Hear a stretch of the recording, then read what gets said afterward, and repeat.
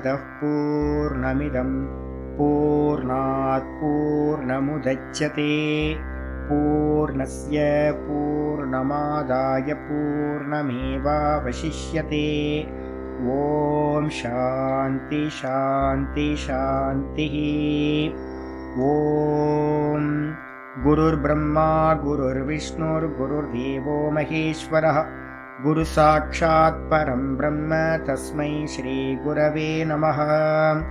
शङ्करं शङ्कराचार्यं केशवं बादरायणं सूत्रभाष्यकृतौ वन्दे भगवन्तौ पुनः पुनः।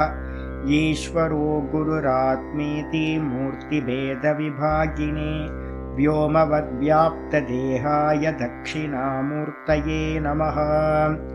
सदाशिवसमारम्भां शङ्कराचार्यमध्यमाम् अस्मदाचार्यपर्यन्तां वन्दे गुरुपरम्पराम्। ॐ यो ब्रह्माणं विदधाति पूर्वं यो वै वेदांश्च प्रहिणोति तस्मै तं हदेवमात्मबुद्धिप्रकाशं मुमुक्षुर्वै शरणमहं प्रपद्ये। ॐ शान्ति शान्ति शान्तिः। ॐ असतो मा सद्गमय तमसो मा ज्योतिर्गमय मृत्योर्मामृतं गमय। ॐ शान्ति शान्ति शान्तिः।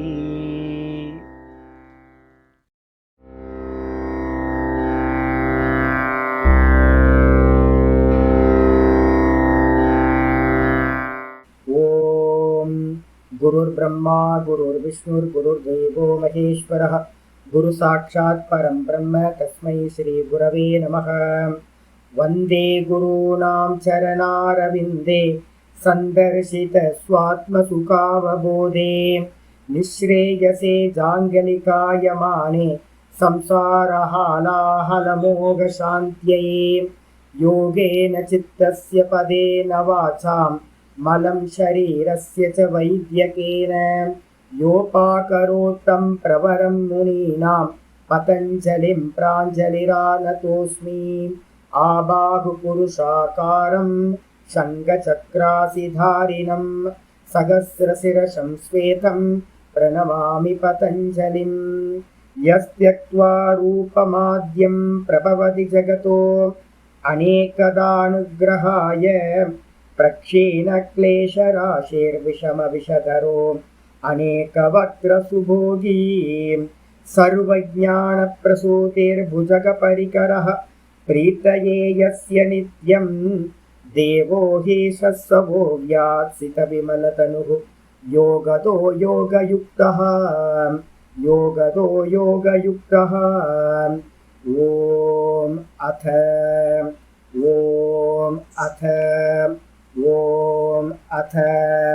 अथ योगानुशासनम्। वितर्कविचारानन्दास्मितानुगमात् सम्प्रज्ञातः विरामप्रत्यय अभ्यासपूर्वः संस्कारशेषोऽन्यः भवप्रत्ययो विदेहप्रकृतिलयानां श्रद्धावीर्यस्मृतिसमाधिप्रज्ञापूर्वक इतरेषां तीव्रसंवेगानाम् आसन्नः मृतुमध्यादिमात्रत्वा ततोऽपि विशेषः ईश्वरप्रणिधानाद्वा क्लेशकर्म विपाक आशैरपरामृष्टपुरुषविशेषः ஈஸ்வரः. இது வரைக்கும் வந்திருக்கோம் 25வது சூத்திரம் வரைக்கும் நம்ம பார்த்துக்கிட்டு இருக்கிறது பதஞ்சலி யோக சூத்திரத்துல முதல் பாதம் சமாதி பாதம் பார்த்துட்டு இருக்கோம். இந்த சமாதி பாதத்துல 25வது சூத்திரம் ஆரம்பிச்சு போயிட்டு இருக்கு. பாஷ்யம் பார்த்தீங்கன்னா 2 பேராகிராஃப் பாஷ்யம் பார்த்து முடிச்சிருக்கோம். இந்த இதுல பார்த்தீங்கன்னா ஆச்சாரியார் என்ன பண்றாரு அப்படின்னு கேட்டீங்கன்னா, பதஞ்சலி முனிவர் பார்த்தீங்கன்னா ஈஸ்வரனை பத்தி பேச ஆரம்பிச்சிருக்காரு. ஈஸ்வரனை பத்தி பேசுறதுக்கான என்ன நிமித்தம் அப்படின்னு கேட்டீங்கன்னா, சமாதிக்கு பார்த்தீங்கன்னா மிக எளிய சாதனம், ரொம்ப ஈஸியஸ்ட் வே அப்படின்னா ஈஸ்வர பிரணிதானாத்வா அப்படின்னு முதல் சாதனை. அநேக சாதனைகள் சொல்ல போறோம். அதுல முதல் சாதனை ஈஸ்வர பிரணிதானாதுவா அப்படின்னு பார்த்துருக்கோம். அந்த ஈஸ்வர பிரணிதானம் 23வது சூத்திரத்தை சொல்லிட்டு ஈஸ்வரனை சரணாகதி செய்தல் அப்படின்னு பேர். ஈஸ்வர சரணாகதின்றதுக்கு அர்த்தம் நம்ம பக்தி சூத்திரத்துல எல்லாம் பார்த்துட்டோம். ஆச்சாரியரும் சொல்லியிருக்கார், ஆவிருத்த பக்தி விசேஷா அப்படின்னு ஒரு வார்த்தை சொல்லியிருக்கார். மற்ற எல்லாத்தையும் விலக்கிட்டு ஈஸ்வரனை மட்டுமே சார்ந்திருக்கிற அவரையே சிந்திக்கிற பக்திக்கு பேரு சரணாகதி அப்படின்னு பேர், பக்தி விசேஷம். அப்ப இந்த பக்தி விசேஷத்தை பாத்தீங்க அப்படின்னா சாஸ்திரங்கள் நிறைய அனன்யாஸ் சிந்தையந்தோ மாம் ஏ ஜனா பர்யுபாசதி தேஷாம் நித்யாபியுக்தானாம் யோகக்ஷேமம் வகாம்யகம் அப்படின்னு பாத்தீங்கன்னா ரொம்ப அற்புதமான வார்த்தை சொல்லியிருக்கார். சர்வதர்மான் பரித்யஜ மாமேகம் சரணம் ரஜனும் 18வது அத்தியாயத்தை சொல்லப்பட்டிருக்கு. நிறைய பேர் பாத்தீங்க அப்படின்னா இதை பத்தி நிறைய பேசியிருக்காங்க. அப்ப ஈஸ்வர பிரணிதானம்ன்றது பாத்தீங்கன்னா சமாதிக்கு மிகவும் ஈஸியான வேன்னு சொன்னதுக்கு பிறகு ஈஸ்வரன்னா யாரு அப்படின்னு ஒரு கேள்வி வரும். ஈஸ்வரன் யார், யாரும் பார்த்தது இல்லை. அப்ப ஈஸ்வரன் யாருன்னு டிஃபைன் பண்றதுக்காக அவரோட லட்சணங்களை சொல்றதுக்காக 24வது சூத்திரம் ஆரம்பிச்சு கிளேஷ கர்ம விபாக ஆசைர் அபராமிருஷ்ட புருஷ விசேஷா ஈஸ்வரஹா அப்படின்னு சூத்திரம் சொல்லிச்சு. நம்மெல்லாம் புருஷர்கள், நார்மல் புருஷர்கள், சாமானிய புருஷர்கள்னு பேரு. ஈஸ்வரன் பாத்தீங்கன்னா விசேஷ புருஷன், உத்தம புருஷன் அப்படின்னு பேரு. நமக்கெல்லாம் பாத்தீங்கன்னா கிளேசங்கள் இருக்கு, ஈஸ்வரனுக்கு கிளேசங்கள் இல்லை. நமக்கெல்லாம் பாத்தீங்கன்னா கர்ம பந்தம் இருக்கு, அவருக்கு கர்ம பந்தங்கள் இல்லை. நமக்கெல்லாம் விபாகம் சொல்லக்கூடிய கர்ம பலன் இருக்கு, அவருக்கு பாத்தீங்கன்னா கர்ம பலன் இல்லை. நமக்கெல்லாம் பாத்தீங்கன்னா எதை அனுபவிச்சாலும் அது வாசனைகளா மாறுது, அது பந்தப்படுத்துது, அவருக்கு வாசனைகள் இல்லை. அதனால பாத்தீங்கன்னா அவருக்கு கிளேசங்களிலிருந்து சம்பந்தம் இல்லாதவர், கர்மத்திலிருந்து சம்பந்தம் இல்லாதவர், விபாகம் சொல்லக்கூடிய கர்ம பலன்ல இருந்தும் சம்பந்தம் இல்லாதவர், கர்ம வாசனைகள்ல இருந்தும் சம்பந்தம் இல்லாதவர், அபராமிருஷ்டா அப்படின்னு பாத்தீங்கன்னா ஒரு முதல் லட்சணம் சொல்லியாச்சு. இதுல பாத்தீங்கன்னா 3 விதமான பந்தங்கள் பாத்தீங்கன்னா நம்ம சொல்றோம். நம்ம எல்லாமே சொல்லியிருக்கோம். 3 விதமான பந்தங்கள் நான் அன்னைக்கு பாட்டத்துல என்ன சொல்லியிருக்கேன் அப்படின்னு கேட்டீங்கன்னா, 3 பந்தங்கள்னா ஸ்தூல தேகத்துல இருக்கிற பந்தம், சூக்ஷ்ம தேகத்துல இருக்கிற பந்தம், காரண தேகத்துல இருக்கிற பந்தம். இந்த 3த்துக்கு பேர் என்ன சொல்றோம் அப்படின்னு கேட்டீங்கன்னா பிரம்ம கிரந்தி, விஷ்ணு கிரந்தி, ருத்ர கிரந்தின்னு சொல்றோம். இது ஒரு 3 பந்தம். ஆனா பொதுவா அந்த சாஸ்திரக்காரர்கள் என்ன பண்றாங்கன்னா, இங்க 3 பந்தங்கள் எது அப்படின்னா உங்களோட 105வது பேஜ்ல கொடுத்துருக்க பாத்தீங்கன்னா தெரியும். நடுவுல 3 விதமான பந்தங்கள் என்ன அப்படின்னு கேட்டீங்கன்னா, பிராகிருத்திக பந்தம் அப்படின்னு முதல் பந்தம், பிராகிருத்திக பந்தம் 1, 2வது தாட்சணிக பந்தம் 2வது, 3வது வைதேக பந்தம். மாத்தி சொல்லுவாங்க, முதல்ல பிராகிருத பந்தம், 2வது வைதேக பந்தம், 3வது பாத்தீங்கன்னா தாட்சணிக பந்தம் அப்படின்னு சொல்ல 3 பந்தங்கள் சொல்லப்பட்டிருக்கு. என்னென்ன பந்தம் அப்படின்னு கேட்டீங்கன்னா, பிராகிருத்திக பந்தம்ன்றதுக்கு அர்த்தம் பிரகிருதி லயம் மேல இருந்து ஆரம்பிக்குது. பிரகிருதி லயத்துக்குள்ளார போனவங்க பாத்தீங்கன்னா விடுபடுவதே இல்லை. எத்தனை தத்துவங்கள் பிரகிருதியில சொல்லியிருக்கோம்? பிரகிருதி லயம் 1. அதுக்கு கீழே இருக்கிற பிரகிருதி எத்தனை? 7. மொத்தம் 8 பிரகிருதி சொல்லியிருக்கோம். பிரகிருதியில 8 தத்துவங்கள், பஞ்சபூதங்கள், அப்புறம் மனம், புத்தி, அதுக்கப்புறம் அகங்காரம் 3, அதுக்கப்புறம் அவ்வியக்தம் சொல்லக்கூடியது. இந்த அகங்காரத்தை அவ்வியக்தம் சொல்லுவோம். அப்ப மொத்தம் 8 சொல்றோம். பஞ்சபூதங்கள், மனம், புத்தி. மனம் புத்திக்கு அடுத்தது பாத்தீங்கன்னா அவ்வியக்தம், அவ்வியாக்கிருத்தம் சொல்றது மூல பிரகிருதி. இதுல மூல பிரகிருதியில போய் லயமாயிட்டோம் அப்படின்னா அதுக்கு பேர் என்ன பேரு? 1,00,000 மன்வந்தரங்கள். அதுல பந்தம் ஆகிறதுன்னு பேர். நம்ம தூக்கத்துல தூங்குறோம்ல, அது பந்தம், அது ஒரு பந்தம், காரண பந்தம்னு பேர் அதுக்கு பேரு. இதுதான் பாத்தீங்கன்னா பிராகிருத்திக பந்தம் அப்படின்னு முதல் பந்தம் சொல்றோம். 2வது பந்தம் பாத்தீங்கன்னா வைதேக பந்தம் அப்படின்னா என்ன அர்த்தம்? மீதி இருக்கிற 7 தத்துவங்கள்ல, பஞ்சபூத்தங்கள்லயோ இல்ல பஞ்ச சூக்ஷ்ம பூத்தங்கள்லயோ இல்ல மனம் புத்தின்ற தத்துவங்கள்லயோ லயமாகிறதுக்கு பேர் என்ன பேரு அப்படின்னு கேட்டீங்கன்னா இந்த வைதேகிக பந்தம் அப்படின்னு பேர். விதேக தேவர்கள் அப்படின்னு கொஞ்சம் பேர் இருக்காங்க, நான் ஏற்கனவே சொல்லியிருக்கேன். அந்த விதேக தேவர்கள்ல போய் மாட்டிக்காம இருக்கிறது பாத்தீங்கன்னா அதுக்கு பேர் பாத்தீங்கன்னா வைதேக பந்தம் அப்படின்னு பேர். மேல வந்து பாத்தீங்கன்னா என்ன லோகங்கள் அப்படின்னா தேவ லோகங்களை அடைவது பந்தம். வைதேகம்ன்றதுக்கு அர்த்தம் வந்து பாத்தீங்கன்னா தேவலோகங்கள், மக ஜன தப சத்தியம். அப்ப அதுக்குள்ளார போனா பந்தமா சுவாமி அப்படின்னு கேட்டீங்கன்னா, ஆமா, அங்க போனா என்ன கிடைக்காது அப்படின்னா வைராக்கியம் வராது நமக்கு.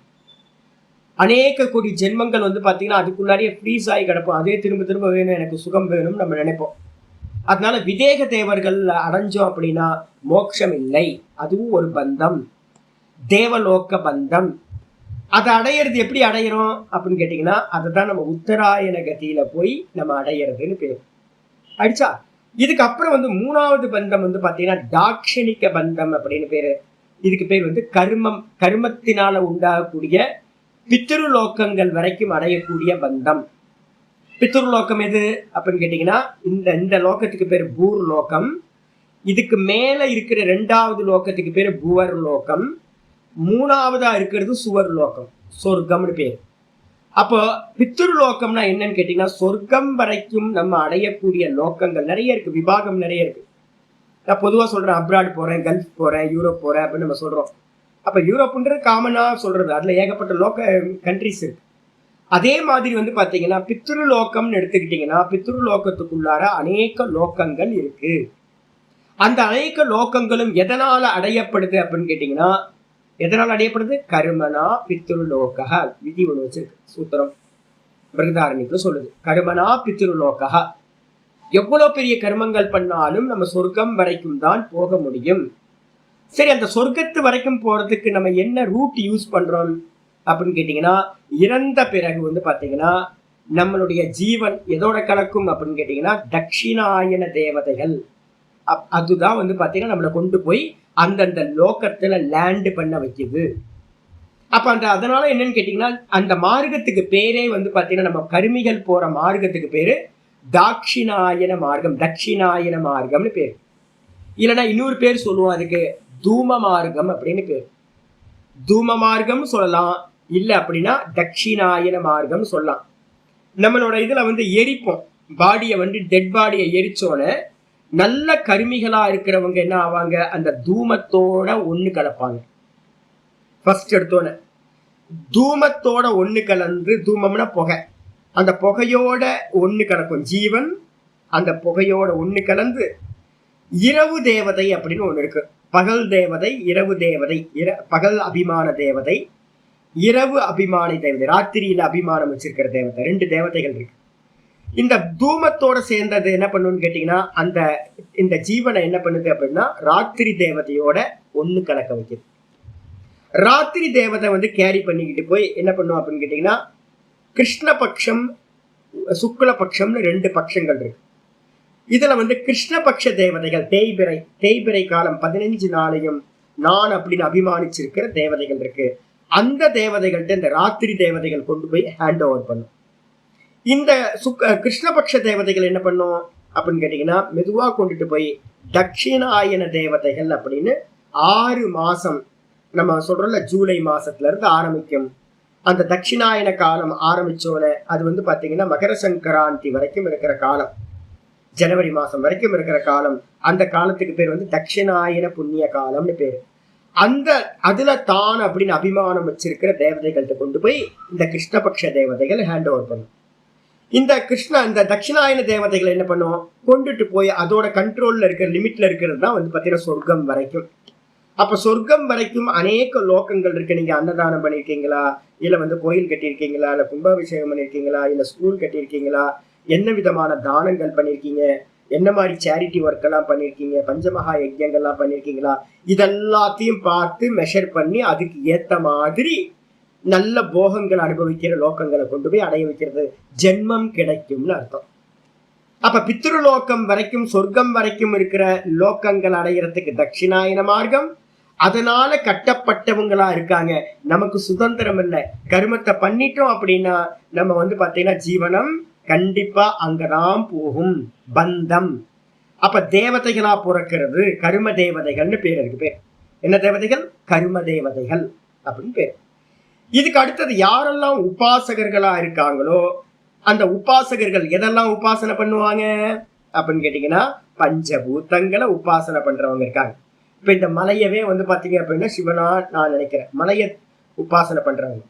இதை வந்து பாத்தீங்கன்னா டெல்லி பக்கம்லாம் போயிட்டீங்க அப்படின்னா மதுரா பிருந்தாவன்லாம் இதையே வந்து பாத்தீங்க அப்படின்னா யமுனா நதியை உபாசனை பண்றாங்க. கங்கா பக்கம் போயிட்டீங்கன்னா கங்கா நதியை உபாசனை பண்றாங்க. நர்மதா பக்கம் போனீங்கன்னா நர்மதா தான் தேவதா. அப்ப என்ன அர்த்தம்னு கேட்டீங்கன்னா ஜலத்த தேவதையா உபாசிக்கிறாங்க, மண்ண தேவதையா உபாசிக்கிறாங்க, கல்ல தேவதையா உபாசிக்கிறாங்க, எல்லாத்தையும் உபாசிக்கிறாங்க. அப்ப என்ன ஆகும்னு கேட்டீங்கன்னா உங்களுக்கு இப்ப இங்க திருவண்ணாமலைக்கு வந்து பாத்தீங்கன்னா விதவிதமா போட்டோ, அண்ணாமலையார போட்டோ இருக்கு பாருங்க. மலையை பத்தி திருவண்ணாமலை போட்டோ எங்க திரும்பினாலும் போட்டோ தான். எனக்கு மனசு வந்து பாத்தீங்கன்னா அந்த திருவண்ணாமலையோட ஆக்காரத்து மேல எனக்கு ஃப்ரீஸ் ஆகுது மனசு. இது மாதிரி நிறைய பேருக்கு கங்கால இருக்கும் போதும் இல்ல நர்மதால இருக்கும் போதும் வந்து பாத்தீங்கன்னா நர்மதா மேல அவ்வளவு ஸ்நேகம், அவ்வளவு காதல் வந்துடும் உங்களுக்கு, அவ்வளவு பிரத்யட்சமா இருக்கும். அப்ப அம்மா மாதிரி நமக்கு வந்து பாத்தீங்கன்னா நர்மதாலாம் வந்து அம்மா மாதிரி மடியில இருக்கும்போது அம்மாவோட மடியில இருக்கிற மாதிரி ஃபீல் ஆகும். அப்ப நிறைய பேருக்கு வந்து ஜல தத்துவத்துல, அதுக்கப்புறம் அக்னி தத்துவத்துல இவங்களுக்கெல்லாம் தேவதைகள் யாரு அப்படின்னு கேட்டீங்கன்னா வைதிகர்களுக்கெல்லாம் அந்த அக்னி தத்துவம் வந்து பாத்தீங்கன்னா தேவதையா இருக்கும், தேவதையா உபாசனை பண்ணுவாங்க. அப்ப இது மாதிரி பஞ்சபூதங்கள் ஆகாசமா இருக்கட்டும், வாயுவா இருக்கட்டும், நிறைய வாயுவை உபாசனை பண்றவங்க நிறைய பேர் இருக்காங்க. ஆகாசத்தை வெட்டவெளி தியானம் சொல்லி ஆகாசத்தை உபாசிக்கிறவங்க இருக்காங்க. அப்ப பஞ்சபூதங்களையும் உபாசிக்கிறவர்கள் இருக்காங்க. அதுக்கு அடுத்தது வந்து பாத்தீங்கன்னா பௌத்த மதத்துல போனீங்க அப்படின்னா பஞ்ச தன்மாத்திரைகளை உபாசிக்கிறவங்க அதிகமா இருக்காங்க. நம்ம வந்து பாத்தீங்கன்னா நான் பஞ்ச தன்மாத்திரைகளை உபாசிக்கிறவங்க இங்க யாரையும் பார்க்கல. அதிகம் பஞ்ச தன்மாத்திரைகளை யார் உபாசிக்கிறான்னா இப்பவும் உபாசிக்கிறது பௌத்த மதத்துல இருக்காங்க. என்ன பண்றாங்க, ஸ்மெல்ல மெடிடேட் பண்ணுவாங்க. டேஸ்ட்டை வந்து பாத்தீங்க அப்படின்னா நான் பார்த்துருக்கேன். டேஸ்ட்டை வந்து பாத்தீங்க அப்படின்னா ஒரு நல்ல காந்தாரி மிளகா இருக்குல்ல, ஒரு காந்தாரி மிளகான்னு ஒன்று இருக்கு, கேரளாவில் இருக்கும். இமாலயாஸ்ல வந்து பாத்தீங்கன்னா காந்தாரி மிளகா கேள்விப்பட்டிருக்கீங்களா? இந்த குட்டி ஊண்டு தான் இருக்கும் மிளகா, பச்சை மிளகா வந்து இவ்வளோ சின்னது. நெட்ல அடிச்சு பார்த்தீங்கன்னா தெரியும், சின்னோண்டு மிளகா. ஐயோ, அது அது ஒரு லைட்டா ஒரு கடி கடிச்சிங்கன்னா அவ்வளோ உடம்பே எரியும். அது மாதிரி என்ன இனிப்பு போட்டாலும் அது போகாது. குளிர் காலத்துல நாங்க என்ன பண்ணுவோம் அப்படின்னு கேட்டீங்கன்னா எங்கேயாவது பீக்கு போறோம்னு வச்சுங்களேன், கிளேசியர் மாதிரி இடத்துக்கு போறோம் அப்படின்னா அந்த காந்தாரி மிளகா கையில கொண்டு போவோம் ரிஷிகேஷ்ல இருந்து கிளம்பும் போது. நைட்ல வந்து பாத்தீங்கன்னா குளிர் அதிகமா இருக்கு அப்படின்னா ஒரு சின்ன பீஸ் எடுத்து ஒரு கடி கடிச்சா போதும், உடம்பெல்லாம் அப்படியே ஹீட் ஆயிடும் உங்களுக்கு. அது மாதிரி அப்ப இந்த காந்தாரி மிளகால இருக்க ஒரே ஒரு அந்த இது இருக்குல்ல, விதை இருக்குல்ல, சீடு இருக்குல்ல, அதை எடுத்து என்ன பண்ணுவாங்கன்னு கேட்டீங்கன்னா பௌத்த மதத்துல இந்த நாக்குல வந்து ஒரு 2 வாட்டி தேய்ப்பாங்க. 2 வாட்டி அந்த ஒரு சின்ன பீஸ் எடுத்து இப்படி தேய்ச்சோன்னே அப்படியே சுறு காரம் இருக்குமா, அந்த காரத்திலேயே மெடிடேட் பண்றது. ரசம் இல்ல அப்படின்னா எனக்கு ரொம்ப கஷ்டம் சாமி அப்படின்னு கேட்டீங்கன்னா லவங்கம் இருக்குல்ல, இந்த லவங்கத்தை வந்து பாத்தீங்கன்னா ஒரு பிஞ்ச் பண்ணுவாங்க, அப்படியே விறுவிறுன்னு போகும், அதுலயே கான்சென்ட்ரேட் பண்றது. ஒரு இனிப்பை வந்து பாத்தீங்கன்னா ரொம்ப ஸ்ட்ராங்கான இனிப்புனா இருக்கு, எசன்ஸ்லாம் இருக்கு, இதை ஒரு டிராப் நாக்கில் வச்சுட்டீங்க அப்படின்னா உடம்பு அந்த இது ஃபுல்லா இனிப்பா இருக்கும். நம்ம இந்த வசம்புன்னு ஒன்று சொல்லுவாங்க, வசம்புன்னு நம்மளோட இதுல இருக்கும், அது தேய்ச்சிங்கன்னா லைட்டா ஒரு சின்ன பீஸ் எடுத்து தேய்ச்சிங்கன்னா போதும், அது நாக்கு ஃபுல்லா இனிப்பு இருக்கும். அந்த இனிப்பை வந்து பாத்தீங்கன்னா அப்படியே மெடிடேட் பண்றது. அப்போ சப்தத்தை வந்து பாத்தீங்க அப்படின்னா நாதத்தை வந்து பாத்தீங்கன்னா ஏதாவது ஒரு சப்தம் இருக்கும், அந்த சப்தத்திலேயே மெடிடேட் பண்றது. அதுக்கப்புறம் மெதுவா எங்கேயாவது ஒரு ஸ்பர்ஷத்தை கிரியேட் பண்றது. நாங்க என்ன பண்ணுவோம் அப்படின்னு கேட்டோம்னா இந்த புருவ மத்தியை சொல்லுவோம். நிறைய பேர் இந்த புருவ மத்தியில கிள்ளிக்கிறதுலாம் இருக்கு, ஊசியை வச்சு ஒரு பிஞ்ச் பண்றது, ஒரு பஞ்ச் பண்ணிட்டீங்க அப்படின்னா, இல்லைன்னா கையிலேயே ஒரு கிள்றீங்கன்னு வச்சுங்களேன், சென்சிட்டிவான இடத்துல ஒரு கிள்ளிட்டீங்க அப்படின்னா அது பாட்டுக்கு அந்த பெயின் இருந்துகிட்டே இருக்கும். அந்த பெயின்லயே அந்த டச் ஸ்பர்ஷம் அதுலயே இது பண்றது. நான் என்ன பண்ணுவேன் அப்படின்னு கேட்டீங்கன்னா தியானம் பண்ண உட்காந்துட்டேன்னு வச்சுங்களேன், என்ன ஆகும், மெதுவா ஸ்வெட்டிங் ஆகும். மெதுவா மத்தியான நேரத்துக்கு மேல ஒரு 4 மணிக்கு 3 மணிக்கெல்லாம் உட்காந்து பண்றோம் அப்படின்னா ஸ்வெட்டிங் ஆகி அப்படியே மெதுவா இங்க வரும். நம்ம என்ன பண்ண முடியும், ஜபம் பண்ண முடியுமா? ஜபம் பண்ண முடியாது. நான் என்ன பண்ணுவேன் அப்படின்னு கேட்டீங்கன்னா அந்த ஒரு டிராப் வந்து ஸ்வெட் வந்து வருதுல்ல, வியர்வை துளி வருது, இது நான் என்ன பண்ணுவேன் அப்படின்னா ஜபத்தெல்லாம் நிப்பாட்டிடுவேன். ஜபத்தெல்லாம் நிப்பாட்டிட்டு ஃபுல் அண்ட் ஃபுல் வந்து பாத்தீங்கன்னா அந்த சென்ஸ் அங்க ரொம்ப கூர்மையா இருக்கும். ஒரு டிராப் வந்து மெதுவா இங்க வந்து மூக்குல வந்து நிற்கும். அந்த மூக்குல வந்து நிற்கும் போது இருக்கிற அந்த சென்ஸ் இருக்குல்ல, டச்சிங் ஸ்பர்ஷம், அதுல வந்து பாத்தீங்கன்னா தியானம் பண்றது. அப்போ நம்ம வந்து பாத்தீங்கன்னா இப்ப இந்த நம்ம தேசத்துல வந்து பாத்தீங்க அப்படின்னா ஸ்தூல பூத்தங்களை உபாசிக்கிறது நிறைய இருக்கு, ஆனா சென்ஸை வந்து பாத்தீங்கன்னா உபாசிக்கிறது. அந்த சென்ஸை உபாசிக்கிறது என்ன பேரு அப்படின்னா தன்மாத்திரைகளை உபாசிக்கிறதுன்னு பேர். அப்ப 5 ஸ்தூல பூத்தங்கள், 5 சூக்ஷ்ம பூத்தங்கள், கந்த ஸ்பர்ஷ ரூப ரசம் ஸ்பர்ஷம் அப்படின்னு சொல்ற 5 இந்திரியங்களை, சப்தம், இது எல்லாத்தையும் யார் மெடிடேட் பண்றாங்களோ இது எல்லாம் தத்துவங்கள்னு பேர். 10 இந்திரியம், 5 இந்திரியம், 5 விஷயங்கள். இதுக்கப்புறம் வந்து பாத்தீங்கன்னா வேற என்ன இருக்கு? மனஸ் தத்துவம், புத்தி தத்துவம், மொத்தம் 7 ஐட்டம் இருக்கு.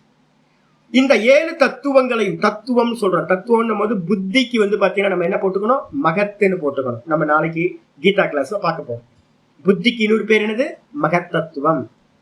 மனசுக்கு இன்னொரு பேர் அப்படின்னா அகங்கார தத்துவம், மனசு அப்படின்னு பேர். இந்த 2 தத்துவங்கள். அப்ப இதுல மொத்தம் 7 தத்துவங்கள் ஆச்சு.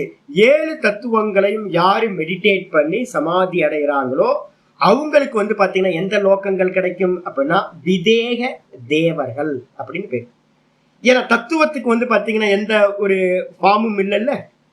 பிருத்திவிக்கு எந்த ஃபார்ம்? பிருத்திவின்றது தத்துவம். அதே மாதிரி ஸ்மெல் அப்படின்றது ஒரு தத்துவம், அதுக்கு ஒன்றும் ஒரு ஃபார்ம் இல்லை. அப்போ உருவம் வந்து பாத்தீங்கன்னா தேவதைகள் மாதிரி, மனுஷன் மாதிரி ஒரு உருவம் இல்லாதது.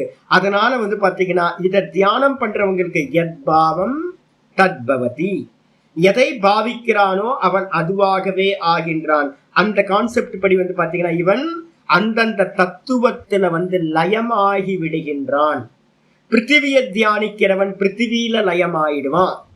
நம்ம சொல்லுவோம், நிறைய பேர் கோயிலுக்கெல்லாம் போகும்போது வந்து பாத்தீங்க அப்படின்னா நிறைய பேர் வந்து பாத்தீங்கன்னா படிக்கட்டுல எல்லாம் ஜீவராசிகள் மறைஞ்சிருக்கு. நிறைய பக்தர்கள், அடியார்கள் என்ன பண்ணுவாங்க அப்படின்னா அந்த படிக்கட்டுல, மலை மேல ஏறணும் அப்படின்னா அந்த படிக்கட்டுல மறைஞ்சிருப்பாங்க அப்படின்னு. மதுரா விருந்தாவன் போயிட்டீங்க அப்படின்னா என்ன ஆகுன்னு கேட்டீங்கன்னா அங்க சொல்லுவாங்க, ஆதி காலத்துல இருந்தே சொல்லிட்டு இருக்காங்க, நான் பிறந்தா வந்து பாத்தீங்கன்னா திரும்பவும் பிறப்பேன். எங்க பிறப்பேன்னா நான் மதுராலையும் பிருந்தாவனத்திலையும் நான் பிறக்கணும் அப்படின்னு பிரார்த்தனை பண்ணுவாங்க. அயோத்தியால நான் வந்து மன்னா பிறப்பேன், அடியார்கள் என் மேல வந்து பாத்தீங்கன்னா மிதிச்சுட்டு போன பக்தர்கள் அப்படின்னு அவங்க நினைப்பாங்க. அப்போ தான் நினைச்சுக்கிட்டே அதை சிந்தனை பண்றது. அப்போ அவங்க என்ன பண்ணுவாங்க? அங்கங்க லயமாகி போயிருப்பாங்க. அது மாதிரி லயமாகிறவங்களுக்கு தேகமானது இல்லாமல் போகும். தத்துவங்கள்லயே லயமாகிறவங்க அவங்களுக்கு பேர் தான் விதேக தேவர்கள்னு பேர். அது எங்க இருந்து ஆரம்பிக்குது? இந்த லோகம், பூர்லோகம், புவர்லோகமும் சுவர்லோகமும் தான் பித்ருலோகம்னு பேர் வச்சிருக்கோம். இதுக்கப்புறம் மகர்லோகம், ஜனலோகம், தபலோகம், சத்தியலோகம், மொத்தம் 4 லோகங்கள் இருக்கு. இந்த 4 லோகத்திலையும் இருக்கிறவங்களுக்கு வந்து பாத்தீங்கன்னா தத்துவத்துல லயமானவங்களும் இருப்பாங்க, தத்துவத்துல லயமாகாத தேகத்தை உடையவங்களும் இருப்பாங்க. 2 கேட்டகரியும் அந்த லோகங்கள்ல இருக்கு. தத்துவத்துல லயமானவங்களுக்கு பேரு விதேக தேவர்கள்னு பேர். தத்துவத்துல லயமாகாம அந்தந்த உருவங்கள்ல லயமானவங்க, தியானிச்சவங்க லயமாவாங்க. அவங்களுக்கு என்ன பேரு அப்படின்னு கேட்டீங்கன்னா சதேக தேவர்கள். சதேகம் என்ன அர்த்தம்? தேகத்தோடு கூடிய தேவர்கள். அப்ப மேலையும் வந்து பாத்தீங்கன்னா, ஆனா என்னன்னு கேட்டீங்கன்னா கர்மத்தினால அடையிறத காட்டிலும் ரொம்ப உத்கிருஷ்டமான லோகத்தை அடைவாங்க. சில பேர் என்ன பண்ணுவாங்கன்னா சித்த கணங்களை உபாசிக்கிறவங்க நிறைய பேர் இருக்காங்க. இப்ப இங்க திருவண்ணாமலையில வந்து பாத்தீங்க அப்படின்னா நிறைய சித்த உபாசனைகள் நிறைய இருக்கு. அகத்தியர் வந்து பாத்தீங்கன்னா ரொம்ப பெரிய நிறைய பேருக்கு, நிறைய பேருக்கு ஒவ்வொரு ரிஷிமேர்கள் மேல, சித்தர்கள் மேல இது. சித்தர்களை வந்து பாத்தீங்கன்னா பாடியா தானே வச்சு உபாசிக்கிறாங்க. அப்ப பாடியா வச்சு உபாசிக்கும் போது அவங்க என்ன ஆவாங்க? சித்த லோகங்கள்னு இருக்கு. தபலோகம், மகர்லோகம், ஜனலோகம், இதெல்லாம் வந்து பாத்தீங்கன்னா சித்த லோகங்கள்னு பேர். இதெல்லாம் இதுல நிறைய கேட்டகரி இருக்கு. அதுல வந்து பாத்தீங்கன்னா அந்த மாதிரி தேவர்களாவே ஆயிடுவாங்க, அந்த மாதிரியான உருவத்தை அடைஞ்சவங்களா ஆயிடுவாங்க. அப்ப 2 கேட்டகரி எடுத்துக்கணும். மகஜன தப சத்தியம் 4 லோகங்களிலும் தேகத்தை உடைய தேவர்களும் இருப்பாங்க, தேகத்தை இல்லாத தத்துவத்துல லயமான தேவர்களும் இருப்பாங்க. இந்த தத்துவத்துல லயமான பந்தம் இருக்கு பாருங்களா, அது வந்து பாத்தீங்கன்னா ரொம்ப, ஏன்னா அந்த தத்துவங்கள் வந்து காலம் ரொம்ப அதிகம். பிருத்திவி இருக்கிற வரைக்கும் பிருத்திவியில லயமா இருப்பாங்க, ஜலம் இருக்கிற வரைக்கும் ஜலத்துல, இது மாதிரி அந்தந்த தத்துவத்துல லயமா இருப்பாங்க. அப்ப என்ன ஆயிடும்னு கேட்டீங்கன்னா நீங்க அடுத்து மோட்சத்துக்கான பிரயத்தனமே பண்ண முடியாம போயிடும். மோட்சத்துக்கு பிரயத்தனமே இல்லாம போறதுனால உங்களுக்கு சுகம் இருக்குமான, நல்ல சுகம் இருக்கும், கைவல்யத்தை அடைஞ்ச மாதிரியே இருக்கும், துக்கத்தோடது கொஞ்சம் கூட இருக்காது, ஆனந்தமோ ஆனந்தம், நல்ல ஆனந்தத்தோட இருப்பாங்க. அதனால வந்து பாத்தீங்கன்னா அதுவும் ஒரு பந்தம் அப்படின்னு சொல்லப்படும். அதுக்கு என்ன பேர்? பந்தம் அப்படின்னா வைதேக பந்தம். இதுக்கு பேர் பிராகிருத பந்தம். பிரகிருதியில லயமான பிராகிருத பந்தம். மீதி இருக்கிற 7 தத்துவங்கள் லயமான வைதேக பந்தம். அதுக்கப்புறம் தாட்சிணிக்க பந்தம் அப்படின்றது கர்மத்தை பண்றவங்க, புண்ணிய கர்மாக்களை பண்றவங்க அடையக்கூடிய சொர்க்கம் வரைக்கும் இருக்கிற தேவ பதவிகள் இருக்கு. அது எல்லாம் வந்து பாத்தீங்க அப்படின்னா என்ன பண்ணலாம், நிறைய கிண்ணறர்கள், ராட்சசர்கள், பிசாசு, நிறைய அமர கோஷம் படிச்சோம்னா தேவயோனையக அப்படின்னு ஒண்ணு இருக்கு. நிறைய தேவர்களை பத்தி பேசு. தேவயோனையக, ஏத்தே தேவயோனையகன்னு இருக்கு. பிசாசு, ராட்சக, நம்ம சொல்ற பிசாசுனா பேய் பூத்தோன்னு இல்ல, அதெல்லாம் தேவகணங்கள்னு பேரு. பிசாசாவும் ராட்சசர்களாகவும் கிண்ணறர்களாகவும் கந்தர்வர்களாகவும் அநேக பிறவிகள் வந்து பாத்தீங்கன்னா அங்க இருக்கு. அதெல்லாம் வந்து பாத்தீங்க அப்படின்னா என்ன பந்தம், தாட்சணிக்க பந்தம், கருமத்தினால் அடையக்கூடிய பந்தம் அப்படின்னு பேரு. அப்போ 3 எடுத்துங்க. கருமத்தினால் அடையக்கூடிய பந்தம் தாட்சணிக்க பந்தம், உபாசனையினால் அடையக்கூடிய பந்தம் வைதேக பந்தம், அதுக்கப்புறம் பிரகிருதியில லயமானா உண்டாகிற பந்தம் பிராகிருத்திக பந்தம். 3 பந்தம் மொத்த பிறவி அதுக்குள்ளார கொண்டு வந்தாச்சு. அதிகமா இருக்கிறது இந்த உலகத்துல கருமிகள், புண்ணியாத்மாக்கள். நான் தான் தலையா அடிச்சுக்கிறது, புண்ணியத்தை தாண்டி போங்க, புண்ணியத்தை தாண்டி போங்க. கீதா சொல்லும் போதெல்லாம் சொல்லிட்டு இருக்கேன், கர்மத்தை தாண்டி வந்துடணும், கர்மத்தை தாண்டி பக்திக்கு வந்துடணும், பக்திக்கு வந்துடணும். ஏன் சொல்றேன் தெரியுங்களா? ஏன் அப்படின்னு கேட்டீங்கன்னா, லோ லெவல். நீங்க என்னதான் புண்ணியம் பண்ணாலும் என்ன பந்தம், தாட்சணிக்க பந்தம் தான். தாட்சணிக்க பந்தத்துல இருக்கிறவங்களுக்கு சொல்லியிருக்க என்னன்னு கேட்டீங்கன்னா, அவங்களுக்கு ஏஷ நிரோதா ஒரு மந்திரம் இருக்கு. மந்திரம் சொல்லுது, என்ன சொல்லுது அப்படின்னா, பிருகதாரண்ய மந்திரம் சொல்லுது, இந்த கருமிகளுக்கு வந்து பாத்தீங்கன்னா அந்த விதேக தேவர்கள் போகக்கூடிய இந்த அர்ச்சிராதி மார்க்கம் சொல்லுவோம், அந்த அது வந்து பாத்தீங்கன்னா மூடப்பட்டிருக்கு. ஏஷ நிரோதக, இந்த கருமிகளுக்கு அது ஓப்பன் ஆக, அது கண்ணுக்கே தெரியாதுன்னு சொல்லுது. அதனால கருமத்தை விட்டுட்டு வந்து பாத்தீங்கன்னா இமீடியட்டா எவ்வளவு சீக்கிரம் கருமத்தை விட்டுட்டு உபாசனைக்கு வரமோ பக்திக்கு வரமோ அப்ப நல்லது. பக்தியிலையும் கூட வந்து பாத்தீங்கன்னா தத்துவத்தை சிந்தனை பண்றதெல்லாம் யாரு பண்றா அப்படின்னு கேட்டீங்கன்னா, நான் சொல்றேன் நிறைய யோகிகள் இருக்காங்க, நிறைய பேர் இருக்காங்க. திருவண்ணாமலையில வந்தீங்கன்னாவே ரமணாசிரமத்துல சுத்தி அங்கேயாவது அப்பப்போ யாராவது பேசுனா நாஸ்திகவாத மாதிரியே இருக்கும். என்னையா பக்தியே இல்லாம இருக்கு அப்படின்னு. என்ன காரணம் அப்படின்னு கேட்டீங்கன்னா, பக்தி இல்லாம தத்துவத்துல வந்து பாத்தீங்கன்னா மெடிடேட் பண்ணுவாங்க. பக்திலாம் அவங்களுக்கு லோ லெவல்ல இருக்கும். அப்படி ஈஸ்வரனை வந்து பாத்தீங்கன்னா பக்தி பண்ணாம தத்துவங்கள்ல லயமாயிட்டாங்கன்னு வச்சுங்க, என்ன ஆகும்? விதேக தேவர்களா ஆவாங்க. அப்ப அதையும் தாண்டி நம்ம என்ன பண்றோம், ஈஸ்வரனை உபாசிங்கன்னு நம்ம சொல்றோம். அப்ப ஈஸ்வரனை உபாசிக்கிறதுனால நமக்கு என்ன லாபம் கிடைக்கும் அப்படின்னு கேட்டீங்கன்னா, சத்தியலோகத்துக்கு நம்ம போலாம்.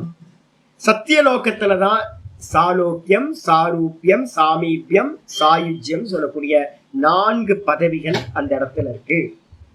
அந்த பதவியிலேயே வந்து பாத்தீங்க அப்படின்னா நம்ம ஏற்கனவே சொல்லியிருக்கோம், என்னன்னு கேட்டீங்கன்னா, சாலோக்கியத்தை அடைந்தவர்களும் சாமீபியத்தை அடைந்தவர்களும் கீழே இறங்கி திரும்ப மனுஷனா வருவாங்க. அதே நேரத்துல சாரூபியத்தை அடைந்தவர்களும் சாயுஜ்யத்தை அடைந்த தேவர்களும் என்ன ஆக மாட்டாங்க அப்படின்னா திரும்ப வரமாட்டார்கள் அப்படின்னு நம்ம சொல்லியிருக்கோம். அப்ப இருக்கிறதுலே பெஸ்ட் எது அப்படின்னா ஈஸ்வர பக்தி மூலமா அடையக்கூடியது பக்தி. அப்ப எந்த ஜீவனா இருந்தாலும் பாப்பம் பண்ணியிருந்தானா என்ன கிடைக்கும்? இந்த பூமிக்கு கீழே இருக்கக்கூடிய லோகங்களை பாப்பம் பண்ணி அதிகம் பண்ணியிருந்தானா அடையலாம். அதே நேரத்துல வந்து பாத்தீங்க அப்படின்னா அதுக்கு என்ன பேரு, நரக்க யோனிகள் அப்படின்னு பேர் வச்சிருப்பாங்க. கீழே இருக்கிற பிறவிகள் அடையிறது. புண்ணியமும் பாப்பமும் கலந்து இருந்துச்சு அப்படின்னா மனுஷ ஜென்மமானது கிடைக்கும் அப்படின்னு பகவத்கீதையில ஸ்லோகம் சொல்லியிருக்கு. என்னன்னு கேட்டீங்கன்னா, அனிஷ்டம் இஷ்டம் மிஸ்ரம் ச திரிவிதம் கர்மனக பலம். கர்மத்தோட பலன் என்னப்பா அப்படின்னா அனிஷ்டம். எது அனிஷ்டம்? மனுஷனுக்கு கீழே இருக்கிறது எல்லாமே அனிஷ்டம், நமக்கு விருப்பப்படக்கூடியது இல்லை. நமக்கு விருப்பமே இல்லை. புழு பூச்சியா பிறக்கிறதுக்கு விருப்பமா? அனிமல்ஸா பிறக்கிறதுக்கு விருப்பமா? விருப்பம் இல்லை. அதெல்லாம் அனிஷ்ட ஜென்மங்கள், பாப்பத்தினால உண்டாகிறது. அதுக்கப்புறம் இஷ்ட ஜென்மங்கள் எது? மனுஷனுக்கு மேல நம்ம போகணும்னு நினைக்கிறோம். அப்ப எல்லா லோகங்களும் இங்க இருந்து ஆரம்பிச்சு இது எதா இருந்தாலும் சரி, எதெல்லாம் இருக்கு அப்படின்னா நம்ம அந்த தாட்சிணிக்க பந்தம், அதுக்கப்புறம் வந்து பாத்தீங்கன்னா பிராகிருத்திக பந்தம், அதுக்கப்புறம் வந்து பாத்தீங்கன்னா விதேக பந்தம். இந்த 3 லோகங்கள், 7 லோகங்கள் இருக்கு, மேல 6 லோகங்கள். அப்ப ஒண்ணு மனுஷனா பிறக்கணும், இல்லைன்னா மனுஷனுக்கு மேல இருக்கிறதெல்லாம் பிறக்கணும். அப்படின்னா அப்ப மனுஷனுக்கு மேல இருக்கிற பிறவிகள் எல்லாமே இஷ்ட பிறவிகள்னு பேர், இஷ்டம். அதுக்கப்புறம் 2 மிஸ்ரிதம், புண்ணியமும் பாப்பமும் கலந்திருந்தா இந்த மனுஷ ஜென்மமானது கிடைக்கும். இந்த 3 தான் வந்து பாத்தீங்கன்னா ஜென்மம். அப்ப நம்ம என்ன பண்ணிட்டு இருக்கோம், 84 லட்சம் யோனிகள்லயும் நம்ம என்ன பண்றோம், எல்லா யோனிகளும் வந்துரும். 84 லட்சம் யோனிக்குள்ளார எல்லாம் வந்துரும். அப்ப நம்ம திரும்ப திரும்ப திரும்ப இதுக்குள்ளாரையே சுத்திக்கிட்டு இருக்கோம். சம்சாரம் நமக்கு விடுபடவே முடியாம இருக்கு. அதனால வந்து பாத்தீங்கன்னா எந்த ஜென்மம் பிறந்தாலும் அது என்னது, பந்தம். அப்போ இந்த பந்தம் யாருக்கு அப்படின்னு கேட்டீங்கன்னா புருஷர்களுக்கு இந்த பந்தம் இருக்கு. ஆனா வந்து பாத்தீங்கன்னா ஈஸ்வரனுக்கு இந்த பந்தம் இல்லை. அதனாலதான் நம்ம என்ன பண்றோம், இந்த 3 விதமான பந்தங்களும் இல்லாதவர் அப்படின்னு வந்து பாத்தீங்கன்னா நேத்து கிளாஸ்ல நம்ம சொல்லிட்டோம். 105வது பேஜ்ல வந்து பாத்தீங்கன்னா கைவல்யம் பிராப்தாக தர்ஹி சந்தீச்ச பகவஹ கேவலீனக தேஹி த்ரீணி பந்தனானி சித்வா. நம்மெல்லாம் வந்து பாத்தீங்கன்னா யாராவது மோட்சம் அடையணும்னு வச்சுங்க, என்ன பந்தத்துல இருந்து விடுபடணும். அதுக்காக தலையா அடிச்சுக்கிறது. நான் கர்மம் பண்ணாதீங்க, கர்மத்துல இருந்து அடுத்து வந்துருங்க, இல்லைன்னா நிஷ்காமிய கர்மம் பண்ணுங்க, இல்லைன்னா கர்மம் பண்ணாம உபாசனை பண்ணுங்க. கர்மத்தை பண்ணிக்கிட்டே இருக்கிறோம்னா வந்து பாத்தீங்கன்னா இந்த என்ன பந்தம் வந்துடும் உங்களுக்கு, கண்டிப்பா தாட்சணிக்க பந்தம் வந்துடும். அதான் நம்ம சொல்றோம். இவங்களுக்கு வைதிகர்களுக்கு என்ன அப்படின்னு கேட்டீங்கன்னா வைதிகர்களுக்கு சொர்க்கம் தான் அல்டிமேட். அப்போ வைதிகர்கள் எல்லா வைதிகர்களும் வேதம் படிச்சவங்க எல்லாரும் பூர்வ மீமாம்சகர்கள் பேரு. அவங்க எல்லாம் எதுக்காக ஒர்க் பண்ணிட்டு இருக்காங்க, சொர்க்கத்தை அடையணும். சொர்க்க காமோ எஜேத்த, இவ்வளவுதான் டார்கெட். அப்ப அவங்க பின்னாடி நம்ம போறோம் அப்படின்னா என்ன ஆகும், நம்மளையும் கொண்டு போய் எங்க விடுவாங்க, சொர்க்கத்துல லேண்ட் பண்ற வரைக்கும் தான் அவங்களால முடியும். அதை காட்டிலும் பக்திமான்கள் ஆயிட்டோம் அப்படின்னா, பக்தி வந்துடுச்சு அப்படின்னா நம்ம மேல சாயுஜ்ய பதவி வரைக்கும் நம்மளால போக முடியும் அப்படின்னு புரிஞ்சுக்கணும். ஆச்சா, இப்போ வந்து பாத்தீங்கன்னா கடைசி பேராகிராஃப் வந்து பாத்தீங்கன்னா நேற்று பாடத்துல வந்து பாத்தீங்கன்னா கடைசி பேராகிராஃப் விட்டு வச்சிருக்கேன். கடைசி பேராகிராஃப் இந்த சூத்திரத்துல கடைசி பேராகிராஃப் வந்துருக்கு. தஸ்ய ஐஸ்வர்யம். இப்ப ஈஸ்வரனை பத்தி பேசும்போது என்ன பண்றோம், சதா முக்தா சதா ஈஸ்வரகன் ஒரு நேற்று லட்சணம் பார்த்திருக்கோம். 3 பந்தங்களும் அவருக்கு இல்லை. நம்ம தான் இந்த 3 பந்தத்துக்குள்ளார சுத்திக்கிட்டே இருக்கோம், பந்தப்பட்டிருக்கோம், பிறவி எடுத்துக்கிட்டே இருக்கோம். ஆனா ஈஸ்வரன் வந்து பாத்தீங்கன்னா 3 பந்தங்களும் முன்னாடியும் இல்லை, பின்னாடியும் இல்லை, இப்பவும் இல்லை. அப்ப 3 காலத்திலும் அவருக்கு பந்தம் இல்லை. அதனால அவர் எப்படி இருக்காரு அப்படின்னா சதாயேவ முக்தகன் பேர். சதாயேவ முக்தக, எப்பவுமே முக்த புருஷன். அது மட்டும் இல்ல, சதாயேவ ஈஸ்வரக அப்படின்னு பார்த்தோம். ஈஸ்வரனா என்ன அர்த்தம் அப்படின்னு கேட்டீங்கன்னா, ஈஸ்வரனா ஈசன கர்த்தான்னு பேர். ஈசன கர்த்தா ஈஸ்வரஹா. ஈசன கர்த்தானா என்ன அர்த்தம், சாசனம் பண்றவர். சாசனம் பண்றவர்னா என்ன அர்த்தம், எல்லாத்துக்கும் கமாண்டேட்டரா இருக்கார். இந்த உலகத்துல இருக்கிற எல்லாம் அவரோட ஆக்ஞையில தான் நடந்துகிட்டு இருக்கு. அப்ப அவருக்கு ஏதாவது போஸ்டிங் கிடைச்சதா, வந்து போயிடுமா அப்படின்னு கேட்டீங்கன்னா போஸ்டிங்லாம் போகல சுவாமி, அதெல்லாம் இல்லை. பிரம்மா வரைக்கும் போஸ்டிங், ஆனா பிரம்மாக்கு மேல போஸ்டிங்லாம் ஒண்ணுமே இல்லை. அப்ப என்னது, அவர் வந்து பாத்தீங்கன்னா சதா காலமும் அவர் ஈஸ்வரன் தான். கோடிக்கணக்கான பிரம்மாக்கள் வருவாங்க, சிருஷ்டிகர்த்தாவா இருந்து சிருஷ்டி பண்ணுவாங்க. அவங்க போஸ்டிங் டைம் முடிஞ்சோடனே போயிடுவாங்க. ஆனா வந்து பாத்தீங்கன்னா ஈஸ்வரன் அது மாதிரி வந்து போறவர் இல்ல. ஈஸ்வரன் வந்து டைம் பவுண்ட் இல்ல அவருக்கு, ஈஸ்வரன். அதனால சதாயேவ ஈஸ்வரஹா அப்படின்னு அவர் நிர்ணயம் பண்ணியிருக்கோம் நேத்து கிளாஸ்ல. இன்னைக்கு பாட்டம் ஆரம்பிக்கிறது தத்துச்ச, அந்த ஐஸ்வர்யம். தஸ்ய ஐஸ்வர்யம்னு என்ன அர்த்தம், தத்துச்சன்றதுக்கு அர்த்தம் அவருடைய ஐஸ்வர்யமானது, அந்த ஈஸ்வரனுடைய ஐஸ்வர்யமானது எப்படிப்பட்டது, சாமிய அதிசய வினிர்முக்தம். சாமியம் அப்படின்னா அவருக்கு எந்த ஒரு ஈக்குவலாக நீங்க கம்பேர் பண்ண முடியாது, ஈக்குவலா எதுவுமே இல்லை. ஈஸ்வரனுக்கு ஈக்குவலா வேற ஒரு ஈஸ்வரன் இல்லை. ஈஸ்வரன் எத்தனை பேரு, ஒரே ஒரு பர்சன், இறைவன் ஒருவனே.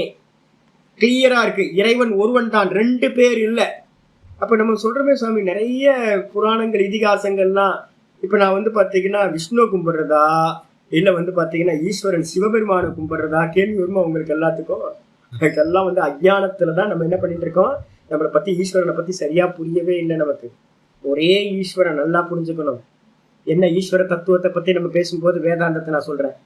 ஈஸ்வர தத்துவத்தை பேசும்போது என்ன சொல்றோம், சுத்த பிரம்ம தத்துவம், கான்சியஸ்னஸ். அது எதோட சேருது, மாயையோட சேரும் போது அதுக்கு என்ன பேரு, ஈஸ்வரன் அப்படின்னு பேரு. அந்த ஈஸ்வரன் எப்படிப்பட்டவர் அப்படின்னா நிர்குண சகுணம் நிராகாரம்னு பேர், அதுக்கு பேர். ஈஸ்வரன் எப்படிப்பட்டவர், சகுணம். மாயையோட சேர்ந்தோனையே 3 குணங்கள் அவருக்கு வந்துருச்சு. மாயையோட சேரும் போது 3 குணங்கள் வந்துருச்சு. அவர் ஒரு ஒரிஜினல் சுபாவம் என்னது, நிர்குண நிராகாரம். சுத்த பிரம்மம் எப்படிப்பட்டது, நிர்குணம் நிராகாரம், குணங்களும் இல்லை, அதே நேரத்துல வந்து பாத்தீங்கன்னா குணங்களும் இல்லை, அதே நேரத்துல எந்த ஃபார்மும் இல்லை. அதான் நிர்குண நிராகாரம், சுத்த பிரம்மம்னு பேர். அதோட வந்து மாயா சேருது. மாயா எப்படிப்பட்டது? திரிகுணாத்மிகா மாயா, 3 குணங்கள். அப்ப தனித்தனியா இருக்கு. இது வந்து பாத்தீங்கன்னா இந்த ரெண்டும் ஒன்னா சேரும் போது என்ன ஆயிடுச்சு? இந்த சுத்த பிரம்மத்துல என்ன சொன்னோம்? நிர்குணம் நிராகாரம் சொன்னோமா? இந்த மாயான்ற திரிகுணத்தோட அது சேரும் போது என்ன ஆயிடுது அப்படின்னு கேட்டீங்கன்னா சகுணமா ஆயிடுது. ஆனா ஃபார்ம் கிடைச்சதா? ஃபார்ம் கிடைக்கல. ஃபார்ம் இல்லாம நிராகாரமா இருக்கு. அப்ப மாயையோட பிரம்மம் சேர்ந்தோன அதுக்கு என்ன ஆயிடுது? சகுணம் நிராகாரம் அப்படின்னு பேர். நிராகாரமா இருக்கும்போது, நிராகாரம்னு என்ன அர்த்தம்? ஃபார்ம்லெஸ். அப்படி இருக்கும் போதுதான் அவருக்கு பேர் ஈஸ்வரன் அப்படின்னு பேர். அப்ப ஃபார்ம் வந்தாதானே வெளிப்பட்டதுன்னு நம்ம சொல்ல முடியும். வெளிப்படாத தத்துவம். அதனால அதுக்கு என்ன பேர் அப்படின்னா, ஈஸ்வரனுக்கு என்ன பேர் அப்படின்னா அவ்யாக்கிருதம் அப்படின்னு பேர். ஈஸ்வரனுக்கு என்ன பேரு? அவ்யாக்கிருதம் அப்படின்னு பேர். மாயாவும் வெளிப்பட்டதா வெளிப்படாததா? மாயா வெளிப்படல. மாயா யாருக்கும் பார்த்தவன் யாரும் இல்லை. மாயாவை சொல்லும் போது அவ்யக்தம்னு சொல்லுவோம். மாயாவை சொல்லும் போது அவ்யக்தம்னு சொல்லுவோம். ஈஸ்வரனை சொல்லும் போது அதுக்கு பேர் என்ன சொல்லுவோம்? அவ்யாக்கிருதம்னு சொல்லுவோம். இதை ரொம்ப நல்லா புரிஞ்சுக்கணும். யாராவது வேதாந்தம் படிக்கிறவங்களா இருந்தாங்கன்னா இதை இந்த டெர்மினாலஜி சரியா புரியும். அவ்யக்தம்னு இருந்துச்சுன்னா அது எதை குறிக்குது? மாயையை மட்டும் குறிக்கிறது. ஈஸ்வரனை வெளிப்படாதது. அவ்யாக்கிருத்தமும் அதே தான். ந வியாக்கிருத்தம், இது அவ்யாக்கிருத்தம். அவ்யாக்கிருத்தம்னா ஈஸ்வரனை குறிக்கிறது. அவ்யக்தம்னு சொல்லிட்டீங்கன்னா மாயையை குறிக்கிறது. ஆனா ஈஸ்வரன் என்ன அர்த்தம்? மாயையோடு சேர்ந்து இருக்கிற தத்துவம். சில சமயம் நான் வந்து தூக்கத்துல ஈஸ்வரன் இருக்கார், தூக்கத்துல ஈஸ்வரன் இருக்காருன்னு சொல்றேன்னு வச்சுங்களேன், அதுவும் சொல்லலாம். தூக்கத்துல மாயா இருக்கு மாயா இருக்குன்னு சொல்லலாம். புரியுதுங்களா உங்களுக்கு? அப்ப மாயான்னு சொல்லும் போதெல்லாம் அவ்யக்தம்னு சொல்லுவோம். ஈஸ்வரனை குறிக்கும் போதெல்லாம் அதே பேர் தான், வெளிப்படாதவர் தான், அவ்யாக்கிருத்தம்னு சொல்லுவோம். அப்ப யாராவது சிவன் வந்து பாத்தீங்கன்னா வெளிப்பட்டாருன்னு யாராவது சொன்னீங்கன்னா என்ன ஆகும்? தப்பு. சிவபெருமான் வெளிப்படாதவர். அம்பாலோட சேர்ந்து இந்த உலகத்துக்கு வந்து காரணமா இருக்கார் சிவபெருமான். அப்ப காரணமா இருக்காரு சுவாமி அப்படின்னா இருக்காரா அப்படின்னா இருக்கார். எப்படி இருக்காரு அப்படின்னு கேட்டுக்கும் போது அங்கதான் நம்ம சொல்றோம், தூக்கத்துல என்னவா இருக்கு? பிராணன். தூக்கத்துல என்ன இருக்கு? பிராணன் போயிட்டு இருக்கா. அந்த பிராணன் வந்து பாத்தீங்கன்னா இப்ப நீங்க சொல்றீங்க பிராணன் இருக்கா இல்லையா? இப்போ தூக்கத்துல இருக்குன்னு உங்களுக்கு தெரியுமா? தூக்கத்துல இருக்கும்போது தெரிஞ்சுதா உங்களுக்கு? தூக்கத்துல இருக்கும்போது தெரியல சாமி. வேக்கப் ஆனதுக்கு அப்புறம் தான் தெரியுது சுவாசம் போயிட்டு இருந்திருக்கு அப்படின்னு.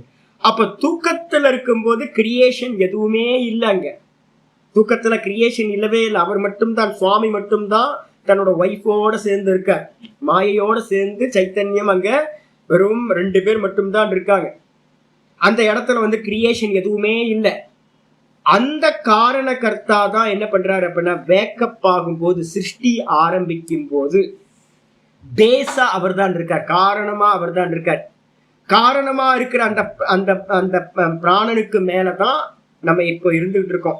நான் பரமஹம்சானந்த் தான். இந்த பிராணன் தான் வந்து பாத்தீங்கன்னா ஆதாரம். பிராணன் இல்லைன்னா இல்லை. யார் ஆதாரம்? அந்த பிராணன் யாரு? ஈஸ்வரன். அந்த ஈஸ்வரன் வந்து பாத்தீங்கன்னா எப்படிப்பட்டவர்? அதுல 2 அம்சம் இருக்கு நான் சொல்லியிருக்கேன். பிராணனை வந்து ஒரு கேப்சூல் மாதிரி நினைச்சுக்கிட்டா, ஒரு பாட்டு கழட்டினீங்கன்னா சைத்தன்யம், ஒரு பாட்டு மாயா. இந்த மாயாவும் சைத்தன்யமும் சேர்ந்துதான் ஈஸ்வரன். அப்ப என்கிட்ட இப்ப பிராணன் போயிட்டு இருக்கா.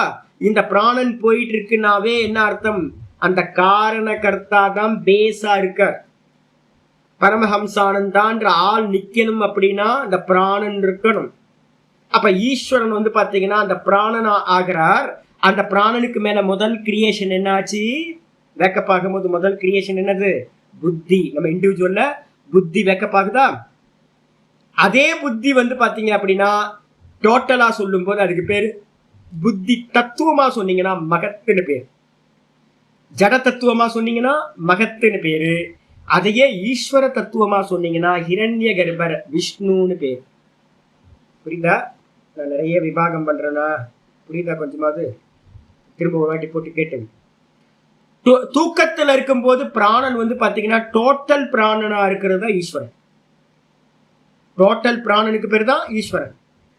வேக்கப் ஆகும்போது அவர் தான் புத்தியா வேக்கப் ஆகிறார். புத்தின்றதுக்கு அர்த்தம் சாங்கிய காரிக்கால வந்து பாத்தீங்கன்னா அதுக்கு தத்துவமா சொல்லும் போது அதுக்கு பேரு மகத் தத்துவம். நாளைக்கு பாடத்துல இதெல்லாம் நான் சொல்ல போறேன், எங்கன்னா கீதா கிளாஸ்ல சொல்ல போறேன் வரப்போகுது. அதனால இதெல்லாம் புடிச்சுக்கிட்டே வாங்க. அப்ப வந்து பாத்தீங்க அப்படின்னா மகத் தத்துவம்னு சொன்னாலும் புத்தி தத்துவம்னு சொன்னாலும் ரெண்டும் ஒண்ணு. புத்தி இண்டிவிஜுவல், மகத்துன்னு சொன்னா காஸ்மிக் டோட்டல். அத வேதாந்தத்துல சொல்லும் போது அதுக்கு என்ன பேர் சொல்லுவோம்? ஈஸ்வரனா பேர் கொடுத்தோம் அப்படின்னா அதுக்கு என்ன பேரு? இரண்ய கர்ப்பன்னு சொல்லலாம். அதே புராணத்துல அதுக்கு என்ன பேரு அப்படின்னு கேட்டீங்கன்னா புராணத்துல விஷ்ணு பகவான் அப்படின்னு பேர். இத்தனை பேர் இருக்கு, எல்லாம் ஒண்ணு.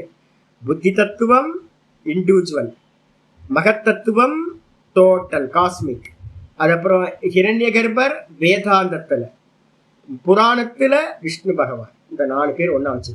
சரி, இந்த 4 எங்க சுவாமி இருக்கு அப்படின்னு கேட்டீங்கன்னா தூக்கத்துல பிராணனா இருந்துச்சு இல்ல, சைத்தன்யம் பிளஸ் மாயாவோடு சேர்ந்து பிராண தத்துவம் இருந்துச்சுல, அந்த பிராண தத்துவம் தான் என்னாச்சு, வேக்கப் ஆகும் போது தனக்கு மேல இந்த புத்தி தத்துவமா பரிணமிக்கும். இப்ப பிராணன் இல்லாம புத்தி இருக்குமா? உங்களுக்கு புத்தி இருக்கா பிராணன் இல்லாம? இல்ல. பிராணன் தான் பேஸ். பேஸுக்கு மேலதான் வந்து பாத்தீங்க அப்படின்னா புத்தின்ற தத்துவம் வேக்கப் ஆகுது. பிராணன் தான் எப்படி தங்கத்துக்கு மேல ஆபரணம் தெரியுதோ அதே மாதிரி பிராணனுக்கு மேல புத்தி தத்துவம் தெரியுது. அப்ப ரெண்டு வேற வேறன்னு சொல்லாமா? இல்ல ஒண்ணுதானே? பிராணன் தான் புத்தியா பரிணமிக்குது. அப்ப ஈஸ்வரன் தான் விஷ்ணு பகவானா வெளிப்படுகின்றார். அப்ப வெளிப்படும் போது புத்தி வெளிப்பட்டுச்சா? கண்ணுக்கு தெரியுமா சுவாமி? புத்தி கண்ணுக்கு தெரியாது இல்ல.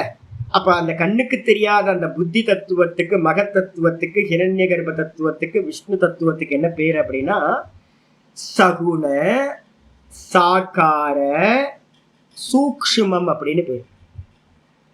சகுணம் குணம் மாயாவோட சேர்ந்ததுனால 3 குணம் வந்துருச்சு முன்னாடியே, ஈஸ்வரன் இருந்து வந்துருச்சு. ஈஸ்வரன் என்னவா இருந்துச்சு? வெளிப்படாம நிராகாரமா இருந்துச்சு. அது புத்தியா என்ன ஆயிடுச்சுன்னா வெளிப்பட்டுருச்சு, ஒரு ஃபார்ம் கிடைச்சிருச்சு. அந்த ஃபார்ம் கிடைக்கும் போது என்ன பேர் அப்படின்னா, என்ன ஃபார்ம்? வெளிப்பட்ட ஃபார்மா? வெளிப்படல, சூக்ஷ்மமா வெளிப்பட்டிருக்கு. புத்தி இருக்கா? எனக்கு புத்தி இருக்கு காட்டுங்க, காட்ட முடியாது. புத்தி இருக்கா? இருக்கு. தெரியுமா? எனக்கு தெரியுது. அப்ப எனக்கு தெரியுது அப்படின்னும் போது சூக்ஷ்மமா எனக்கு தெரியுது புத்தி இருக்குன்னு, வெளிப்படல. அப்ப அதுக்குதான் என்ன பேரு? சகுணமா இருக்கு. கூடவே வந்து பாத்தீங்கன்னா சாக்காரமா இருக்கு. ஆக்காரம் வந்துருச்சு, ஃபார்ம் வந்துருச்சு. ஃபார்ம் வந்தாலும் அது வந்து பாத்தீங்கன்னா ஸ்தூலம் இல்ல, சூக்ஷ்மம். சகுண சாக்கார சூக்ஷ்மம் அப்படின்னா புத்தி தத்துவம். அதனால்தான் சிவலிங்கத்துக்கு, தூக்கத்துல இருக்கிற சிவலிங்கம் நம்ம சொல்றோமே, அந்த சிவலிங்கம் எது தெரியுங்களா உங்களுக்கு? நம்ம ஜாகிரதத்துல பிராணன் தான் அந்த சிவலிங்கம். பிராணன் இருக்கா இல்லையா? பிராணன் இருக்குல்ல, அதுக்கு ஏதாவது ஃபார்ம் கொடுக்க முடியுமா? ஃபார்ம் கொடுக்க முடியாது. அதனால்தான் அந்த பிராணனுக்கு பேரு தான் வந்து பாத்தீங்கன்னா சகுண நிராகாரம் அப்படின்னு பேரு. அதை தான் நம்ம என்ன பண்றோம்? லிங்கமா உபாசனை பண்றோம். அதுக்கு ஃபார்ம் இல்ல, லிங்கம்.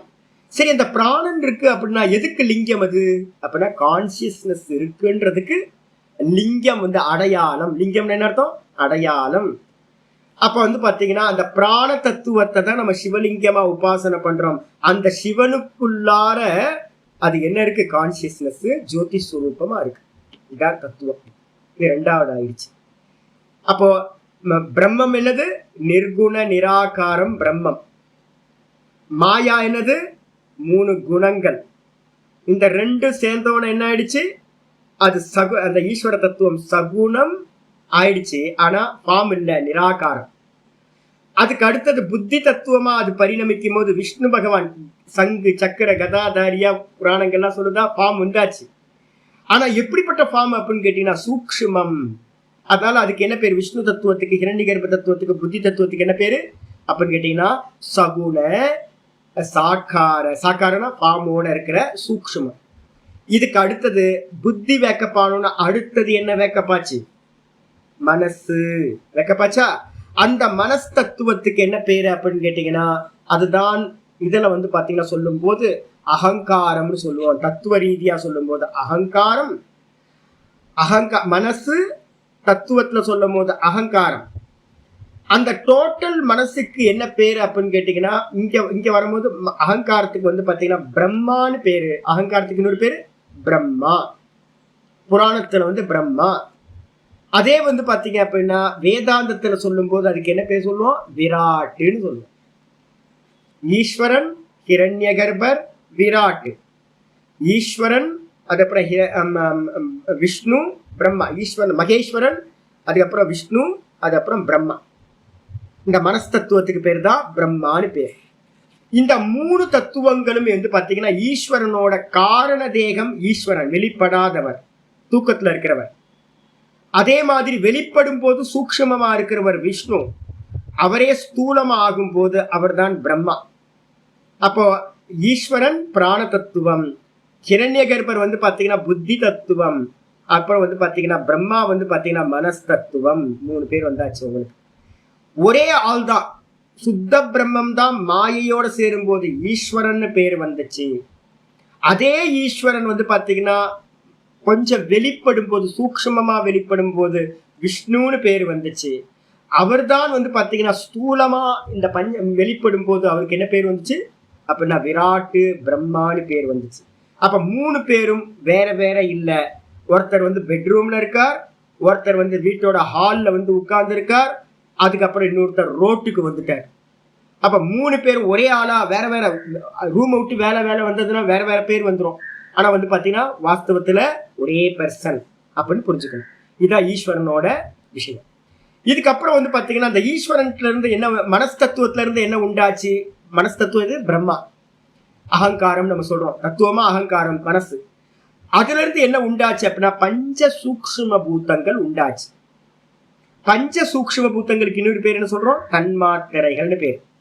அந்த தன்மாத்திரைகள்ல இருந்து தான் என்ன உண்டாச்சுன்னு கேட்டீங்கன்னா இந்த பஞ்சபூத்தங்கள் ஒன்னோட ஒண்ணு கலந்து பஞ்சீகரணம் அடைஞ்ச இந்த பஞ்சமகா பூத்தங்கள் இந்த உலகமா நம்ம பார்க்கிறோம்.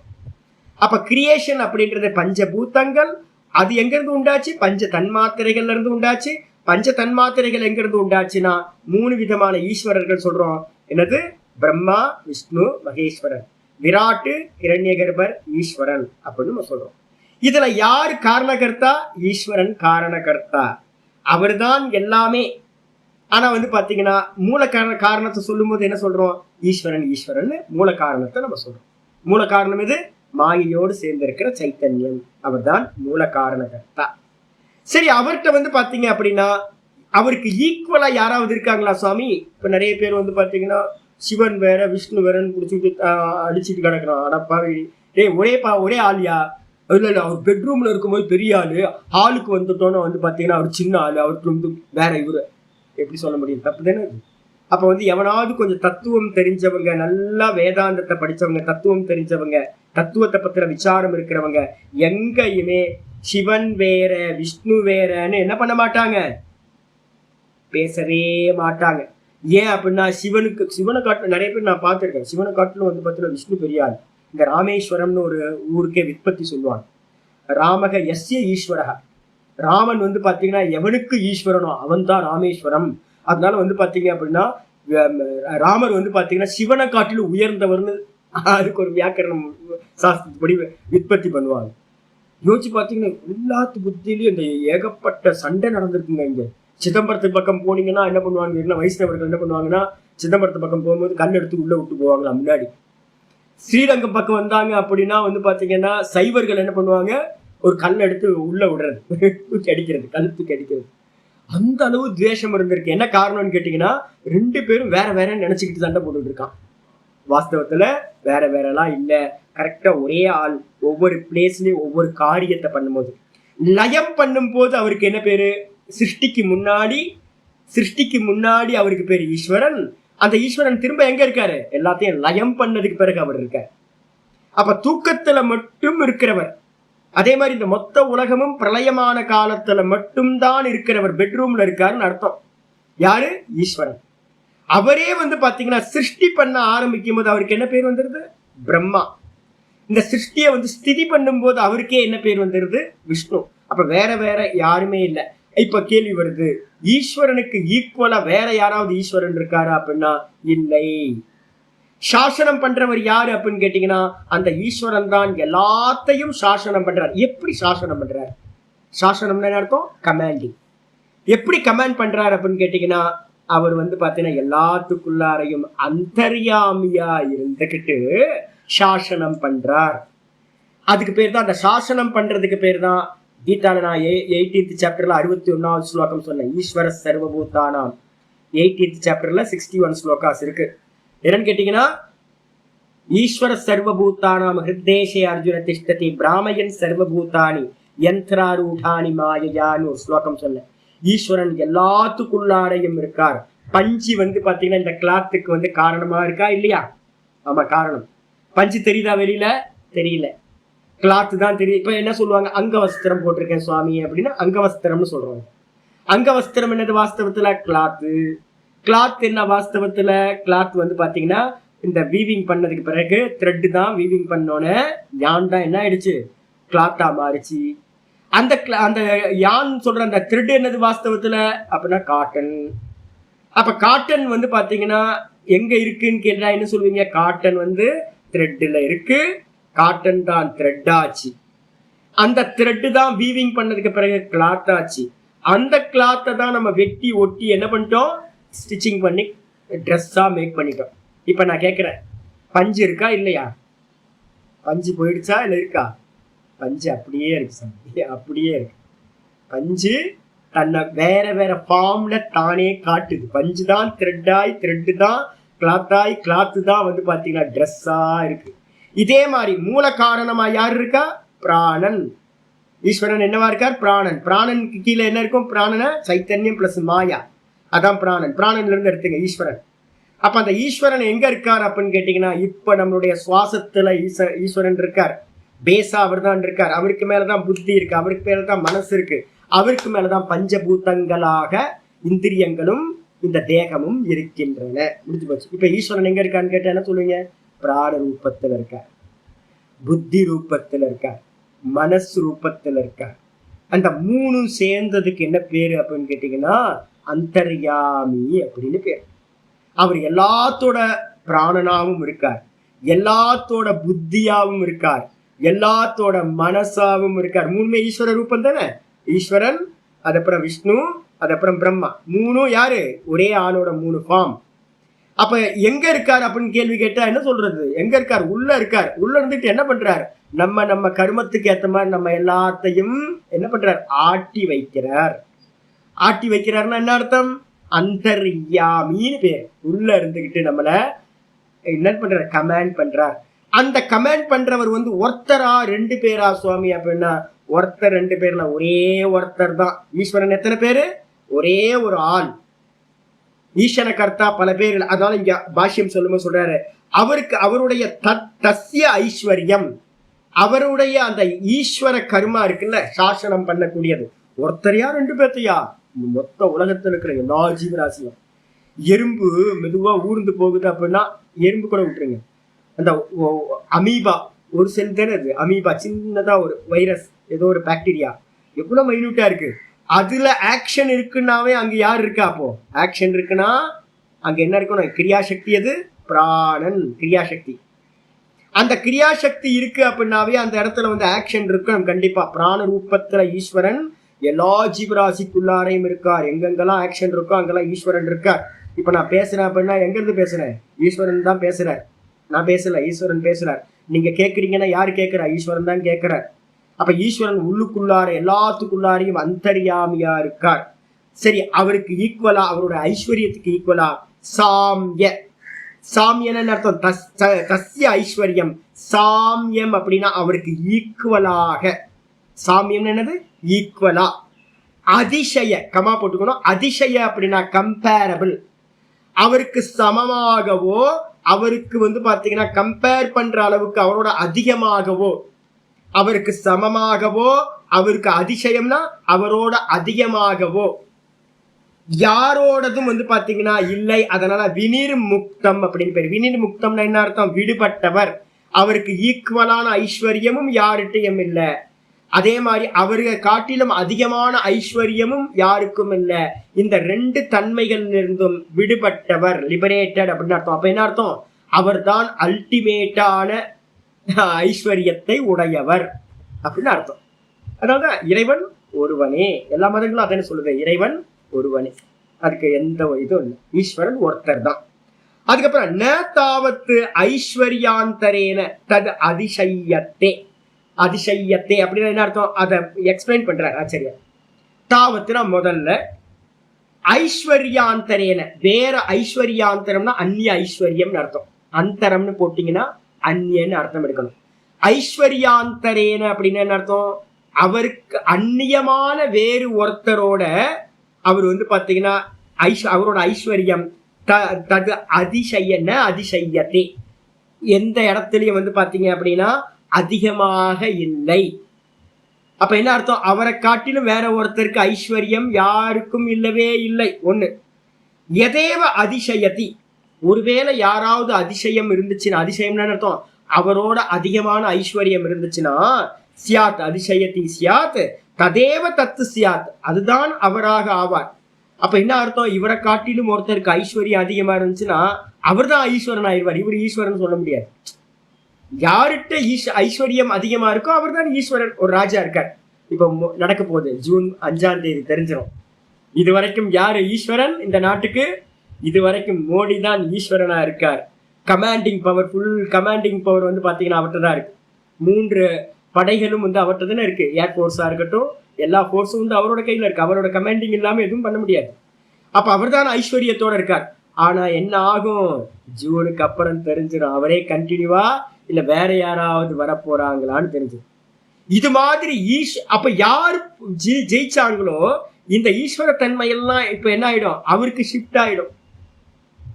இது மாதிரி பகவான் வந்து பாத்தீங்க அப்படின்னா, ஒருவேளை பகவானை காட்டிலும் வேற ஒருத்தருக்கு அதிகமான ஐஸ்வர்யம் கமாண்டிங் பவர் இருந்துச்சு அப்படின்னா அப்ப என்ன ஆகும், இவர் ஈஸ்வரனா இருக்க மாட்டார், அவர் ஈஸ்வரனா ஆயிடுவார். இவர் எதிர்கட்சி சீட்ல போய் உட்கார்ந்துருவார். ஆப்போசிட் பார்ட்டியா ஆப்போசிட்ல உட்காந்து பவர் இருக்காது, ஆனா செகண்ட் பவர் கிடைச்சது. இப்ப இதே மாதிரி அப்ப அதனால வந்து பாத்தீங்கன்னா ஈஸ்வரன் அப்படின்னு சப்தமே என்ன அர்த்தம் அப்படின்னு கேட்டீங்கன்னா, அவருக்கு மேல யாரும் ஐஸ்வர்யத்தை உடையவர்கள் இல்லை அப்படின்னு அர்த்தமாகுது. அது முதல்ல தஸ்மாத் எத்திர, ஆச்சரிய கிளியரா சொல்றார், ஆகையினால் எத்திர காஷ்டா பிராப்திஹி ஐஸ்வர்யஸ்ய ச ஈஸ்வரஹ. அற்புதமான லட்சணம். தஸ்மாத் ஆகையினால், எத்திர எவரிடத்தில், எவரிடத்தில் வந்து பாத்தீங்கன்னா அந்த ஐஸ்வர்யமானது எல்லையை அடைந்திருக்கோ, லாஸ்ட் எண்டுன்னு இருக்கோ, அப்ப என்ன அர்த்தம், பூரணமான ஐஸ்வர்யம் எவரிடத்தில் இருக்கோ, ஐஸ்வர்யத்தோட முடிவு எவர்கிட்ட இருக்கோ அவருக்கு பேர் தான் ஈஸ்வரன். அப்ப என்ன அர்த்தம், அவருக்கு மேல ஒருத்தரும் இல்லை, அவர் தான் ஈஸ்வரன், அவருக்கு மேல ஒருத்தரும் இல்லை. சொல்லுங்கம்மா. இல்ல இல்ல இல்ல, நான் தான் திரும்ப திரும்ப சொல்றேன், சாசனம் சாசனம் சாசனம், கமாண்டிங் கமாண்டிங் கமாண்டிங் தான், அதான் திரும்ப திரும்ப சொல்லிட்டு இருக்கேன். சாஸ்வதம் இல்ல, ஐஸ்வர்யம். ஐஸ்வர்யம் மீன்ஸ் சாசனம். சாசனம்னா என்ன அர்த்தம், கமாண்டிங், கட்டளையிடுதல், பவர். ஐஸ்வர்யம்னாவே ஈஸ்வரத்தன்மை. ஈஸ்வரத்தன்மைனா ஐஸ்வர்யம். இது வரைக்கும் வெல்த்னு சொல்லவே ஒரு வார்த்தை கூட பயன்படுத்தவே இல்லை. நான் ஒரு வார்த்தை, நீங்க தெரியும் எனக்கு இது மாதிரிலாம் நீங்க வந்துடும் அப்படின்னா, வெளியில நம்ம வந்து ஐஸ்வர்யம்னாவே அதான் யூஸ் பண்ணிட்டு இருக்கோம். யார்கிட்ட வந்து பாத்தீங்கன்னா கமாண்டிங் பவர் இருக்கோ மொத்த வெல்த் யாரோடது, அவரோடது. புரியுதுங்களா? செகண்டரி மீனிங் தான் வெல்த். இப்ப இந்த மொத்த நாட்டும் யாரோடது, மொத்த நாடும் அப்படின்னா ஒரு சக்கரவர்த்தி இருக்கார், அந்த மொத்த நாடும் சக்கரவர்த்தியோடது. எதுமா? ஆமா ஆமா, பகவானுக்கு என்ன வருதோ அதெல்லாம் இதுக்குள்ளார வந்துடும். பகவத்கீதையில நம்ம என்ன பார்த்தோமோ, பகதி பகவான், பகத்தை உடையவன் பகவான் பார்த்தோம் பாத்தீங்களா, அது எல்லாம் இவருக்குள்ளார வந்துடும். ஈசன கர்மம் வந்துடும், ஐஸ்வர்யம் வந்துடும், எல்லாம் ஸ்ரீல வந்துடும், எல்லாம் வந்துடும் உங்களுக்கு. பகவத்கீதையில எடுத்து அந்த ஸ்லோகத்துல இருக்கிற ஸ்லோகத்தை எடுத்து போட்டுக்கிட்டீங்கன்னா எல்லாம் வந்துடும், கம்ப்ளீட் ஆகும். ஆனா சக்கரவர்த்தி இருக்காருன்னு வச்சுங்களேன், சக்கரவர்த்திக்கு மொத்த லேண்டும் அவரோடது. ஒரு ராஜா இருக்காரு அப்படின்னா மொத்த தேசமும் அவரோடது. இப்ப கவர்மெண்ட் இருக்குன்னு வச்சுங்க, நம்மளோட லேண்ட் எல்லாம் நம்மளுதுன்னு வச்சிருக்கோம்ல, ஏதாவது ஒரு 4-வே ரோடு ஏதாவது போடுறான் அப்படின்னா நம்ம அவன் எடுத்துப்பான், நம்மளது இல்லை. அப்ப மொத்த லேண்டு யாரோடதுன்னா கவர்மெண்டோடது மொத்த லேண்டு. இதே மாதிரி யார்கிட்ட சாசனம்ன்ற பவர் இருக்கோ இந்த மொத்த மொத்த சிருஷ்டியுமே யாரோடது? அவரோடது. ஏன்னா அவர் தான் சாசனகர்த்தா. அப்ப வெல்த் என்னது? மொத்த ஐஸ்வர்யம்ன்ற வெல்த்தும் அவரோடது. அப்ப மெயின் அர்த்தம் வந்து வெல்த் இல்ல. மெயின் அர்த்தம் வந்து பாத்தீங்கன்னா கமாண்டிங் பவர். அந்த கமாண்டிங் பவர் டிக்டேட்டரா இருக்கிறதுனால அவருக்கு எல்லாமே அவரோடதாயிடும். செகண்ட் மீனிங் தான் வெல்த் வந்துடும் உங்களுக்கு. ஆகையினால் யாரிடத்துல அந்த கமாண்டிங் பவர், சுப்பீரியரான கமாண்டிங் பவர் இருக்கோ அவர் தான் ஈஸ்வரன் அப்படின்னு சொல்லியாச்சு. நச்ச தத்து சமானம் ஐஸ்வர்யம் அஸ்தி, தெளிவா சொல்லிட்டார். அவருக்கு ஈக்குவலா, சமானம்னு அர்த்தம், அவருக்கு ஈக்குவலா யாரிடத்திலையும் ஐஸ்வர்யம் இல்லை. ஐஸ்வர்யம் ரெண்டு அர்த்தம் எடுக்க. முதல் மீனிங் என்ன எடுக்கணும்? Commanding power. அதுக்கு அடுத்தது வெல்த். இந்த ரெண்டும் ஈஸ்வரனுக்கு அந்நியமா வேற ஒருத்தட்டையும் அவருக்கு ஈக்குவலா யார்கிட்டையும் இல்லை. ஏன்னா வேற யாரும் இல்லவே இல்லை. என்ன அர்த்தம்? அவருக்கு அந்நியமா வேற ஒருத்தர் இல்லவே இல்லை. அதுக்கடுத்து கஸ்மாத், ஏன் அப்படின்னு கேட்டீங்கன்னா ஆச்சரியா சொல்றாரு பாருங்க. இப்ப நீங்க கேட்ட கேள்விக்கு வருது. இங்க வெல்த் எடுக்கல, கமாண்டிங் எடுக்கிற. கஸ்மாத், எந்த காரணத்தினால நீங்க இப்படி சொல்றீங்க அப்படின்னு கேட்டீங்கன்னா ஆச்சரிய சொல்றாரு. துவயோஸ் துல்யயோர் ஏகஸ்மின் யுகபத்து காமித்தே அர்த்தே. ரெண்டு பேர் இருக்காங்க. விஷ்ணு தனியா இருக்கார். நீங்க நம்ம நினைக்கிற மாதிரி, இங்க லோக்க மக்கள் நினைக்கிற மாதிரி வச்சுங்களேன். புராணங்கள்ல நீங்க நிறைய சினிமா படம் எல்லாம் பாத்தீங்கன்னா, பழைய சினிமா படம் எடுத்து பாத்தீங்கன்னா தெரியும். இந்த ரெண்டு பேர் தனித்தனியா இருக்காங்க. சிவன் ஒருத்தர் தனியா இருக்கார், விஷ்ணு ஒருத்தர் தனியா இருக்காருன்னு வச்சுங்க. தனித்தனியா தானே வச்சிருக்கோம் நம்ம. விஷ்ணு வந்து பாத்தீங்கன்னா வைகுண்டத்துல இருப்பார், சிவன் வந்து பாத்தீங்கன்னா கைலாயத்துல இருப்பார். ரெண்டு பேரும் தனித்தனியா இருப்பாங்க. யார் பெரிய ஆள்? நமக்கே கன்ஃபியூஸ் ஆகுறோம் சினிமா பாத்தீங்கன்னா. ஐயோ, இப்ப ரெண்டு பேர் இருக்காங்களே, ரெண்டு பேர்த்துல யார் காலை பிடிக்கணும்? நம்ம சிவன் காலை பிடிக்கணுமா இல்ல விஷ்ணு காலை பிடிக்கணுமா? ரெண்டு பேரும் தனித்தனி ராஜ்யத்துல இருக்காங்க. நடுவில் மீடியேட்டரா நாரதர் வந்து உள்ள போயிட்டு வந்துட்டு இருப்பார், சம்பந்தம் பண்ணிட்டு. என்ன அது என்ன நடக்குது? அது ஆக்சுவலா என்னன்னு கேட்டீங்கன்னா, இப்ப ஒருவேளை அது மாதிரி வச்சுக்கிட்டீங்கன்னா, துவயோஹோ ரெண்டு பேர் இருக்காங்க, விஷ்ணு சிவன் ரெண்டு பேர் தனித்தனியா இருக்காங்க. அதுல துல்யயோகோ, துல்யயோகனா ரெண்டுக்கும் ஈக்குவல் பவர்னு வச்சுங்க. என்ன ஆகும்? ரெண்டு பேருக்கும், சிவனுக்கும் ஈஸ்வரனுக்கும் ஈக்குவலான பவர் இருக்கு அப்படின்னா ஏகஸ்மின் யுகபத்து காமித்தே அர்த்தே. சிவன் வந்து பாத்தீங்கன்னா இந்த ஜலம் வந்து பாத்தீங்க அப்படின்னா ரொம்ப நாளா சில்லுன்னே இருக்கு ஜல தத்துவம். அதனால இன்னையில இருந்து அது என்ன ஆகட்டும்? கொதிக்கட்டும். அக்னி ரொம்ப நாளா வந்து பாத்தீங்கன்னா கொதிச்சுக்கிட்டே தகிச்சுக்கிட்டே இருக்கு. இனிமே அக்னி தத்துவம் என்ன இருக்கட்டும்? சில்லுன்னு போகட்டும் அப்படின்னு கைலாயத்திலிருந்து சிவபெருமான் ஒரு சங்கல்பம் பண்ற சாசன கர்த்தா. பஞ்சபூதங்களையும் எல்லாத்தையும் கமாண்ட் பண்றவர். நடக்கணுமா? அதே சமயத்துல விஷ்ணு பகவான் இருக்காரு. இல்ல சிவபெருமான் வந்து இது மாதிரி சொல்லிட்டார். நான் சொல்றேன் என்ன அப்படின்னா, இது இன்னும் கண்டினியூவா என்னவா இருக்கட்டும்? ஜலம் சில்லுன்னே இருக்கட்டும், அக்னி வந்து பாத்தீங்கன்னா உஷ்ணமாவே இருக்கட்டும் அப்படின்னு அவர் சங்கல்பம் பண்ற. ரெண்டு பேருக்கும் ஈக்குவலான சாசன கர்மா இருந்துச்சுன்னா, கமாண்டிங் பவர் இருந்துச்சுன்னா, ஒரே விஷயத்துல ஒருத்தர் ஜலம் உஷ்ணமாகட்டும்ன்றார், ஒருத்தர் ஜலம் அப்படியே சில்லுன்னே மெயின்டைன் ஆகட்டும்ன்றார். இப்படி இருக்கும்போது யுகபத்து ஒரே சமயத்துல சொல்றார் அப்படின்னா, நவம் இதம் அஸ்து. ஒருத்தர் சொல்றார் இன்றையிலிருந்து இது புதியதாக ஜலம் என்னவாகட்டும், கொதிக்கட்டும் அப்படின்றார். அவர் இன்னொருத்தர் சொல்றாரு என்னன்னு கேட்டா, விஷ்ணு பகவான் சொல்றார் புராணமிதம் அஸ்து. இல்ல முன்னாடி மாதிரியே இந்த ஜலம் சில்லுன்னே இருக்கட்டும் அப்படின்னா, ஜலம்ன்றது எக்ஸாம்பிள் சொல்றேன். இது சொன்ன மாத்திரத்துல இது ஏகஸ்ய சித்தம். இப்ப என்ன ஆகும்? ரெண்டுத்துல ஏதாவது ஒண்ணுதான் நடக்கும். ஜலம் வந்து சில்லுன்னு இருக்கும், இல்லைன்னா கொதிக்கணும். அக்னி உஷ்ணமா இருக்கணும், இல்லைன்னா சில்லுன்னு ஆகணும். ஏதாவது ரெண்டு பாசிபிலிட்டி. இதுல இது ஏகஸ்ய சித்தம்.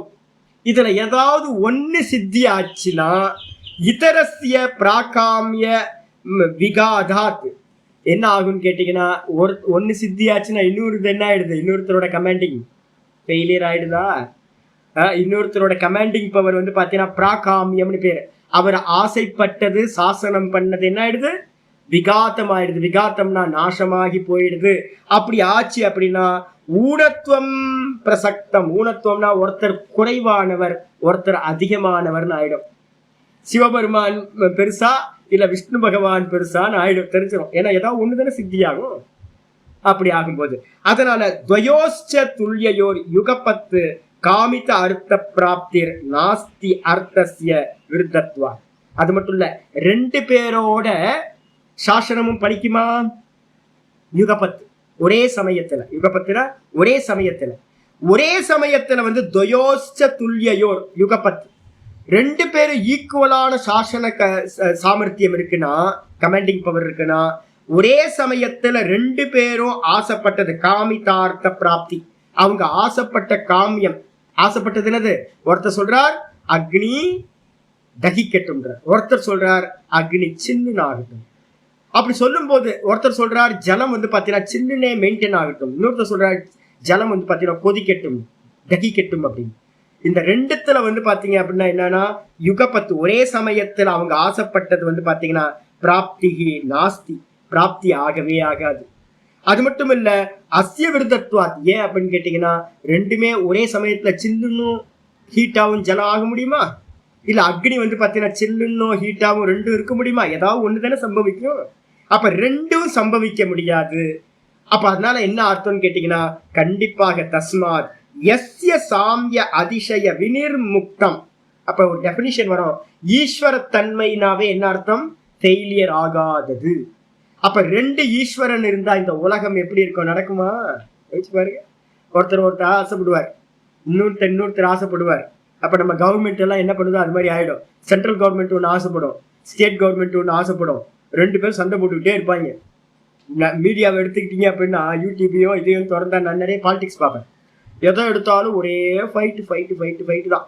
ஏன் அப்படின்னு கேட்டீங்கன்னா, வேற கவர்மெண்ட் சண்டை போட்டுக்கிட்டே இருப்பாங்க. இதே மாதிரி மேல இருக்கிற ஈஸ்வரர்கள், எனக்கு இதெல்லாம் சந்தேகம் வந்துச்சுங்க. எனக்கு என்ன ஆச்சு அப்படின்னு கேட்டீங்கன்னா, நான் வேதாந்தம் படிக்கிறதுக்கு ரிஷிகேஷ் போனதுக்கு பிறகு ஒரே கன்ஃபியூஸ் ஆகி போச்சு. நான் வந்து பார்த்தீங்கன்னா சிவபெருமான் இது விஷ்ணு தான் எனக்கு ரொம்ப இஷ்ட தேவதா. நான் வந்து பார்த்தீங்க அப்படின்னா நம்ம ஒரு சின்ன அழகான ஃபோட்டோ ஒன்று வச்சுருந்தேன். அந்த வச்சுக்கிட்டு தியானம் பண்ணுறதெல்லாம் அதான் தியானம் பண்ணிட்டு இருந்தேன். ஒரு 6 மாதம் தியானம் பண்ணதுக்கு பிறகு எனக்கு ஒரு பெரிய டவுட் ஆகி போச்சு. ஐயோ என்னடா இது, சுற்றி இத்தனை தேவதைகள் இருக்கு, இத்தனை 30 கோடி தேவர்கள், சிவன்றா விஷ்ணுன்றா அம்பாள்ன்றாங்க. நம்ம ஆசிரமத்துக்குள்ளாரே 30 பேர் 30 தேவதையை வழிபடுறான். இப்போ எனக்கு என்ன ப்ராப்ளம் ஆகி போச்சுன்னா, எது ஈஸ்வரன்? அப்போ இங்கே ப்ராப்ளம் இருக்கிற மாதிரியே மேலையும் ப்ராப்ளம் போயிட்டே தானே இருக்கும். அப்போ என்ன நிர்ணயமே பண்ண முடியலையே. இது இல்லாமல் ஒருத்தர் நம்ம மதத்துக்குள்ளார எத்தனை தேவதைகள், விஷ்ணு சிவன் அப்படின்னு, அது இல்லாமல் மற்ற தேவதைகள் வேற, மற்ற மதத்தில் ஒருத்தர் அல்லான்றான், ஒருத்தர் ஜீசஸ்ன்றான், ஒருத்தர் ஒவ்வொருத்தரும் ஒவ்வொன்றான். அப்போ ஏகப்பட்ட பிரச்சனை இருக்கும் போல இருக்கு, மேலே நம்மள மாதிரியே ஏகப்பட்ட ப்ராப்ளம் இருக்கும் போல இருக்கு அப்படின்னு நான் என்ன பண்ணேன்னு கேட்டேன்னா, எனக்கு அந்த உபாசனை பண்ணுறது வந்து பார்த்தீங்கன்னா கன்ஃபியூஸ் ஆகி நிப்பாட்டிட்டு அது வரைக்கும் என்னோட ஆச்சாரியிட்ட பாடம் படிக்கல. அது வரைக்கும் யோகா மட்டும் தான் படிச்சுட்டு இருந்தேன். நான் என்ன பண்ணேன், நேராக போய் சுவாமிகிட்ட அன்னைக்கு காலையில் போனோன்னே யோகா கிளாஸ் எல்லாம் முடிஞ்சு, பிராணாயம்லாம் முடிஞ்சு, யோக நித்திரெல்லாம் முடிச்சோன்னே, சாமி ஒரு டவுட் சுவாமி அப்படின்னு. என்னப்பா சொல்லுப்பா அப்படின்னு. சாமி, இந்த சங்கு சக்கர கதாதாரியா நான் வந்து என்னோட விஷ்ணுவை நான் வச்சு உபாசனை பண்ணிட்டு இருக்கேன். இந்த சூலாயுதத்தோட புலித்தோலை கட்டிக்கிட்டு ஒரு ஆள் உட்கார்ந்துருக்காரு, முக்கண்ணு மேல பாம்பெல்லாம் சுத்திக்கிட்டு. இதே மாதிரி அங்கெல்லாம் இருப்பாங்களா சாமி? மேல வந்து பாத்தீங்கன்னா சிவனும் விஷ்ணுவும் இந்த வேஷத்திலேயே இருப்பாங்களா? இது யோசிச்சு பாருங்க. இந்த மெயின்டைன் பண்றது எவ்வளவு கஷ்டம் யோசிச்சு பாருங்க. பாம்பெல்லாம் போட்டு எல்லாம் மெயின்டைன் பண்ணிட்டு இருக்கணும், இந்த வேஷதாரி எல்லாம் போட்டுக்கிட்டு இப்படிலாம் இருப்பாங்களா சாமி என்ன அப்படின்னு கேட்டோன்னே, அப்பதான் என்ன சொன்னாரு சுவாமி, சொன்னார் பேஸ் புத்தி வாலா அப்படின்னு. பேஸ் புத்தினா ரொம்ப பெருமையா நினைக்காதீங்க, எருவ மாட்டு புத்தி உடையவனே, ரொம்ப புகழ்ந்து சொன்னார். என்ன ஒரு ஆசீர்வாதம் இல்ல உனக்கு. கேள்வி இவ்வளவு நாள் கழிச்சு, ஒரு 7-8 மாசம் கழிச்சு இது வந்திருக்கு உனக்கு. வந்த உடனே இது வந்திருந்தா ரொம்ப நல்லா இருந்திருக்கும்ல. 7 மாசம் கழிச்சு வந்து என்கிட்ட கேட்கிற, சிவன் விஷ்ணுனா மேல இருப்பாங்களா, அவங்களுக்கு இதே மாதிரி ப்ராப்ளம் இருக்குமா அப்படின்னு. இதுதான் இங்க. அப்போ நிர்ணயம் பண்ணிக்கணும். என்னன்னு கேட்டீங்கன்னா, இதுக்குதான் என்னோட ஆச்சரியம் சொன்னார். இதுக்குதான் ஈஸ்வரன் யாருன்னு தெரிஞ்சுக்கிறதுக்காக தான் சாஸ்திரம் படிக்கணும். நான் யாரு, ஈஸ்வரன் யாரு, இதை தெரியலன்னு வச்சுங்களேன், என்ன ஆகும்? இப்போ வந்து பார்த்தீங்கன்னா, யாராவது இப்போ வந்து என்கிட்ட வந்து சிவனோ விஷ்ணுவோ, நான் விஷ்ணு கோயிலில் போயிட்டு வந்து பார்த்தீங்கன்னா நாராயண் சொல்ற ஒன்றும் குழப்பம் வரதில்லை. நேற்று வந்து பார்த்தீங்கன்னா ஈசானி லிங்கத்துக்கு போயிருக்கேன். ஈசானி லிங்கத்தை போய் இறங்கணும், நாராயணன்ட்ட வாயில ஒருத்தர் வந்து சுத்திட்டு இருக்கும்போது, கோயிலை சுத்திட்டு இருக்கும், சிவபெருமான் கோயில், ஈசானி லிங்கத்தை சுத்திட்டு இருக்கும்போது எனக்கு வாயில நாராயணன் வச்சு பேசாம கமுக்கமா சொல்லி யாராவது பார்த்துட போறாங்கன்னு. ஏன் அப்படின்னா அவனுக்கு கன்ஃபியூஸ் ஆகும், என்னடா அவன் சிவன் கோயில்ல வந்து நாராயணான்றா அப்படின்னு. அப்ப நமக்கு கன்ஃபியூஸ் வருதா அப்படின்னு கேட்டீங்கன்னா, தத்துவம் படிச்சவங்களுக்கு எங்கேயுமே கன்ஃபியூஸ் வராது. ஒரே தேவத்தை தான், இல்லைன்னா பண்ற காரியத்துக்கு ஏற்ற மாதிரி, இருக்கிற இடத்துக்கு ஏற்ற மாதிரி வேற வேற பேர் கிடைக்கும். இதுல என்ன கன்ஃபியூஸ் ஆக வேண்டியிருக்கு? ஒண்ணும் இல்லை. ஆனா உலகம் ஃபுல்லா வந்து பாத்தீங்கன்னா எதுல சண்டை போட்டுக்கிட்டு இருக்கு? இந்த ஈஸ்வரன விஷயத்தை தான் சண்டை போட்டுக்கிட்டு இருக்கு. அப்ப என்ன அர்த்தம்? ஜீசஸா இருக்கட்டும், அல்லாவா இருக்கட்டும், இதெல்லாம் வந்து பாத்தீங்கன்னா ஹிரண்ய கர்ப்பரோட அநேக ஃபார்ம். அந்த ஹிரண்ய கர்ப்பருக்கு அநேக ஃபார்ம் இருக்கு. ஹிரண்ய கர்ப்பர் யாரு? முதல்ல வெளிப்பட்டவர், புத்தி தத்துவம். வெளிப்படாதவரை பத்தி பேச்சே இல்லை. வெளிப்படாத ஈஸ்வரனை பத்தி பேச்சே இல்லை, சண்டையே வராது. ஏன்னா அவர் தான் வெளிப்படவே இல்லையே. எங்க வெளிப்பட்டாரோ அந்த ஹிரண்ய கர்ப்பரா, அவருக்கு மேலதான் அநேக நாமங்கள், ரூபங்கள் எல்லாம் கொடுக்கப்பட்டிருக்கு. சர்வதேவ நமஸ்காரக கேசவம் பிரதிகச்சதி, ஆகாஷாத் பதிதம் தோயம் யதா கச்சதி சாகரக. சந்தியாவந்தனம் பண்றவங்க எல்லாரும் இந்த மந்திரத்தை டெய்லி 3 வாட்டி சொல்றோம். ஆகாசத்திலிருந்து விளற தண்ணி வந்து பாத்தீங்கன்னா பதித்தம் தோயம் யதா கச்சதி சாகரக. எல்லா தண்ணியும் எங்க போகுது? சாகரத்துக்கு போகுது, கடல்ல போய் சேருது. அப்ப கடல்ல போய் சேர்ற மாதிரி எல்லா தேவதைகளோட நமஸ்காரங்களும் எங்க போகும்னா ஒரே ஈஸ்வரனுக்கு போய் சேரும். ஏன்னா ஈஸ்வரன் ஒருத்தர் தான். நீ என்ன வேணா சண்டை போட்டுக்கோ எவ்வளவு ரூபங்கள். அப்ப ஈக்குவலா இருக்க முடியுமா? ஈஸ்வரனுக்கு அந்நியமா வேற ஈஸ்வரன் இருக்காருனா இல்லவே இல்லை. தஸ்மாத் யஸ்ய சாமிய அதிசய விழி முக்த ஐஸ்வர்யம். ஐஸ்வர்யம் எவரிடத்துல வந்து பாத்தீங்கன்னா ஈக்குவலாவோ இல்ல வந்து அவருக்கு அதிகமாகவோ ஐஸ்வர்யம் இல்லாதவராயிருக்காரோ அவருதான் வந்து பாத்தீங்கன்னா ஈஸ்வரன் அப்படின்னு பேர். அப்ப என்ன அர்த்தம்? ஈஸ்வரன் தான் ஐஸ்வர்யத்தோட எல்லையா இருக்கிறார். அவர் தான் லாஸ்ட் எண்ட். எதை வேணாலும் அவரால் பண்ண முடியும். சச்ச புருஷ விசேஷக இது. அவரை நம்ம என்ன பண்றோம்? இந்த சாஸ்திரத்துல புருஷ விசேஷக அப்படின்னு நம்ம சொல்லி முடிக்கிறோம். புருஷ விசேஷக வந்தாச்சு. இதுக்கப்புறம் எது? அதேதான் இண்டிவிஜுவல் தத்துவத்தை. இண்டிவிஜுவல் தான் நான் சொல்லிட்டு இருக்கேன். ஆமா ஆமா அதான். இல்ல இல்ல நான் சொல்றேன். இப்ப இந்த கிளாத் இருக்குல்ல, இந்த கிளாத்ல என்னெல்லாம் இருக்கு? இந்த அங்கவஸ்திரம், அங்கவஸ்திரத்துல கிளாத் இருக்கு. கிளாத்ல நூல் இருக்கு. நூல்ல என்ன இருக்கு? த்ரெட்ல வந்து பாத்தீங்கன்னா காட்டன். அதே மாதிரி வந்து பாத்தீங்கன்னா ஸ்தூல தேகம், ஸ்தூல தேகத்துல பரமஹம்சானந்தா, பரமஹம்சானந்தால வந்து பாத்தீங்கன்னா உள்ள மனசா யார் இருக்கா? பிரம்மா இருக்கார். விஷ்ணுவா யார் இருக்கா? அந்த வந்து பாத்தீங்கன்னா புத்தி இருக்கு. அதுக்கப்புறம் பிராணனா ஈஸ்வரன் இருக்கார். பிராணனா ஈஸ்வரன் இருக்கார். தனித்தனியா பாத்தீங்கன்னா என்ன இருக்கும்? தேவதைகள் எங்க இருக்காங்க? இந்திரியங்களா தேவதைகள் தான் இருக்கு. பூத்தங்களா யார் இருக்கா? பஞ்சபூத்தங்களா வந்து பாத்தீங்கன்னா இருக்கு. இந்த தேகம் பஞ்சபூத்தங்களால் ஆனது. அப்ப பஞ்சபூத்தம் தேகம், பஞ்சபூதத்துக்குள்ளார தேவதைகளா இருக்கிறது இந்திரியங்கள். இந்திரியத்துக்கு கமாண்டிங் பண்றவரா மனசா இருக்கிறவர் பிரம்மா. அதுக்கு அவரையும் கமெண்ட் பண்ணக்கூடியவரா இருக்கிற ஒரு சூக்ஷ்மமா இருக்கிற ஒரு புத்தி ஹிரண்ய கர்ப்பர். அந்த ஹிரண்ய கர்ப்பரையும் கமெண்ட் பண்ணக்கூடியவரா யார் இருக்கா? ஈஸ்வரன் பிராணனா இருக்கார். அந்த பிராணன் எதை பிரேக் பண்ணீங்கன்னு அர்த்தம்? மாயா. மாயாவும் கூட வந்து பாத்தீங்கன்னா சைத்தன்யம் இருக்கு. மாயையும் சைத்தன்யம் சேர்ந்ததுனாலதான் இது எல்லாம் கிரியேஷன் ஆகிருக்கு. சிம்பிள். அப்ப இண்டிவிஜுவல்லையும் சொல்ல முடியும், வெளியிலயும் சொல்ல முடியும். அப்பதான் ஒப்பிட்டு தான் நம்ம சொல்றோம். நம்ம ஆமா. அதனாலதான் நம்ம வந்து பாத்தீங்கன்னா மகன்யாசம், லகுன்யாசம், மகன்யாசம்லாம் பண்றோம்ல. ஒரு தேவதைய உபாசனை பண்ணணும் அப்படின்னா தேவோ பூத்வா தேவான் யஜேத விதி இருக்கு. முதல்ல வந்து பாத்தீங்கன்னா ரிஷியாதி நியாசங்கள் பண்றோம். இந்த நியாசங்கள் பண்ணும் போதே வந்து தேவதைய முதல்ல தன்னிடத்துல ஏற்றி வச்சுட்டு தான் தேவதைய உபாசனை பண்ணணும் இருக்கு. சரி, அதனால என்ன ஆகும்? தேவான் யஜேத்த தேவோ யஜேத்த தேவான் அப்பியத்தன் இருக்கு. தேவதைகள் தேவோ பூத்வா தேவான் அப்பியத்தி. தேவதைகள் ஆகி அவன் என்ன பண்றான்? இறந்த பிறகு தேவதைகளையே அடைகின்றான். அப்படி அப்ப முதல்ல வந்து பாத்தீங்கன்னா தேவதைய வெளியில பாத்தீங்க அப்படின்னா அது வந்து லோ லெவல். தேவதைகளை எடுத்து என்ன பண்ணணும்? நமக்குள்ளார பார்க்கணும். இதாயிரு. இப்ப இது வரைக்கும் நான் சொன்னது எல்லாமே ஈஸ்வரன் எப்படிப்பட்டவர்? வேதாந்த திருஷ்டி. இதை முதல்ல சொல்லியிருக்கணும்.